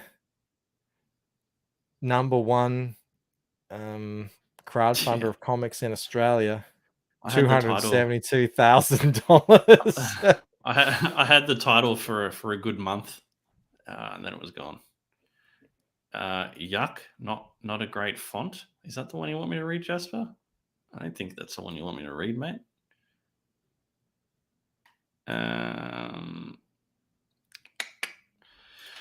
Dave says Ripper gets a lot of customers who are simply sick of woke entertainment. Yeah, he's fantastic at that, isn't he? Even people who don't usually buy comics are onto it. Yep, agreed. If you back Shad and not Ripper, you're racist. Oh, God. Antoine says, good book equals sales, good book plus political agenda equals great sales. What do you think about that, Mike? I don't know. Can happen. Yeah, it can happen. And it's not just like a political agenda. It's about being inspired. I think inspiring people to invest in what you're doing. And I think a lot of people are really invested in seeing Ripper crush all of his critics and make a real make a real go of it. I think that he's done probably the best job anyone's ever done of inspiring people to invest in him. And that the political stuff that does play into that. People are sick and tired of the nonsense, and they believe that Ripper can set up a viable alternative, or at least they want to see him have the best possible chance at setting up a viable alternative to that, even in a a small way. But I think that does play into it. We should figure out when he's launching a book next year, Bancroft, and launch the same week. Around the same time, yeah. Yeah, get on that train. Get Jeff on that says Ripper train. Ripper is now calling Mark Crooks for being a ratio variant artist. I almost spit out my drink when he said it. He was on fire today. Like, the chat was going berserk. It was crazy. He seems like he's yelling at he's some a really guy. intelligent guy. Oh yeah. He's got everything he needs. You can dream. All right. Anything else, Bancroft, you want to say? Painted Death. Yeah, he's so close to 1,000, mate. That's what I want to say, because Camel's not here to belittle me. Oh, I wish he was, because that was hilarious. 12. How many people in the chat here? Is anyone not signed up? 73. 12 people is all I need. I tell you who won't be signed up, and I'll call them out right now. Shane Davis won't be signed up. You reckon? Yeah. Shane Davis isn't signed up. I reckon Pete Callan isn't signed up. I think he's like, I'm not signing up to that. Who's not signed up?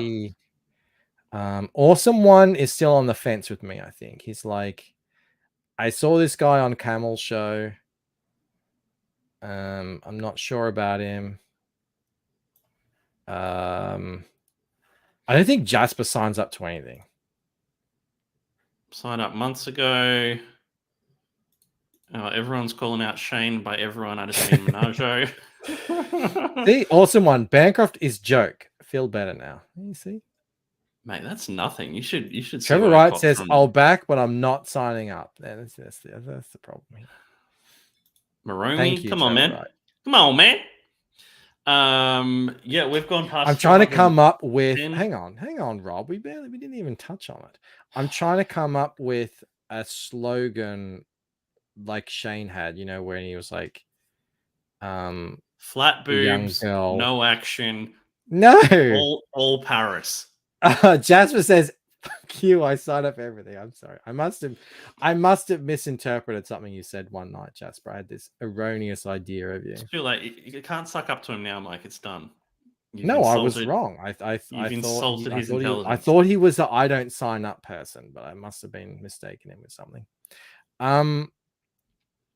Yeah, I want to do something like, and this is completely just off the top of my head. I haven't figured this out. Like, I want to do a like picture a world or imagine a world where it has to have some substance to it, where what you can dream, you know, something like that. I don't know, like something to really sell it, and I haven't been able to figure it out yet, but I'll get there. I'll get to it before I go live. I'll get to it. I'll get something good. Do you want to read this one from Bootleg? Loosen issue 1 worked very well as toilet paper, so I've been holding in a big 2 for issue 2. Thank you, Bootleg. You really think it was good toilet paper? Yeah, it's too glossy. I don't know. Yeah, I mean, did you get like it would have. Yeah, it just would have slid everywhere on the toilet paper. It wouldn't have done its job. Think it, dream it, do it. Yeah, maybe. Where dreams become reality. Isn't Yeah, that what I said? Vague. No, what I that's too said. vague. No, I had that. Yeah, you did. That's too vague, too generic. It needs to be something specific. But anyway, I'll figure it out. Did Rob and Bancroft sign up for Sleight of Hand? I don't know. I think I did. I don't know. I think I did. I'll have to go check though. I now? can't be. I'm not. No, like, don't hold me to that. In a world where old French dudes travel through tap water. Accurate. How about every kiss begins with K? I don't know if I get that, Phil. And Phil, I'm super excited to get my towel. I'm going to hang it up somewhere. Did you buy a towel? Yeah, hell yeah. It's got Ella on it. Are you kidding me? Of course I bought a towel. I support Zaid Comics. Starlight Cats had the best trailer. I hate the Inglorious Rex trailer, but what does I got a 6-inch for a prostate even mean? I really hate mumble rap. That was a journey you took us on there, Jav. Thanks, man.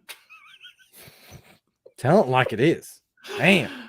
I'm going to disagree. I really like the Starlight Cats trailer. I thought it was a fantastic top 5. No, he liked the Starlight Cats. He said he didn't like Inglorious Rex. Dude, just wait till I finish my point. Top 5 trailer for me for sure. My number 1 trailer is Starblades. I don't think that can be topped. Yeah, I don't. Painted Death, a young woman finds herself immersed with nocturnal missions. That was bizarre. Rob sounds like a singer, Enya. All right, that's it, guys. We're over budget and over time. Oh, Replicator 4. Sign up to this. Link for this, Mike's, and Camel's is in the description below. So go sign up for something if you haven't already. We're going to be launching next year. We wanted to launch this year. It's not happening. We've run out of time. So next year, just sign up. It's going to be fantastic. We've got a whole chunk of it done already, and it's going to be great. It's going to be fantastic. Before we go, Sumo just points out, Rob, you got to be able to read copy to be a voice actor. It's an integral part of the Why can't I job. do anything right for you guys? Why can't I do anything right? Yeah, there will be, Antoine, and it's going to be amazing, dude. It's going to be something that people that have backed all 3 issues are going to want to get 1 and 4 again, 1 to 4 again. So just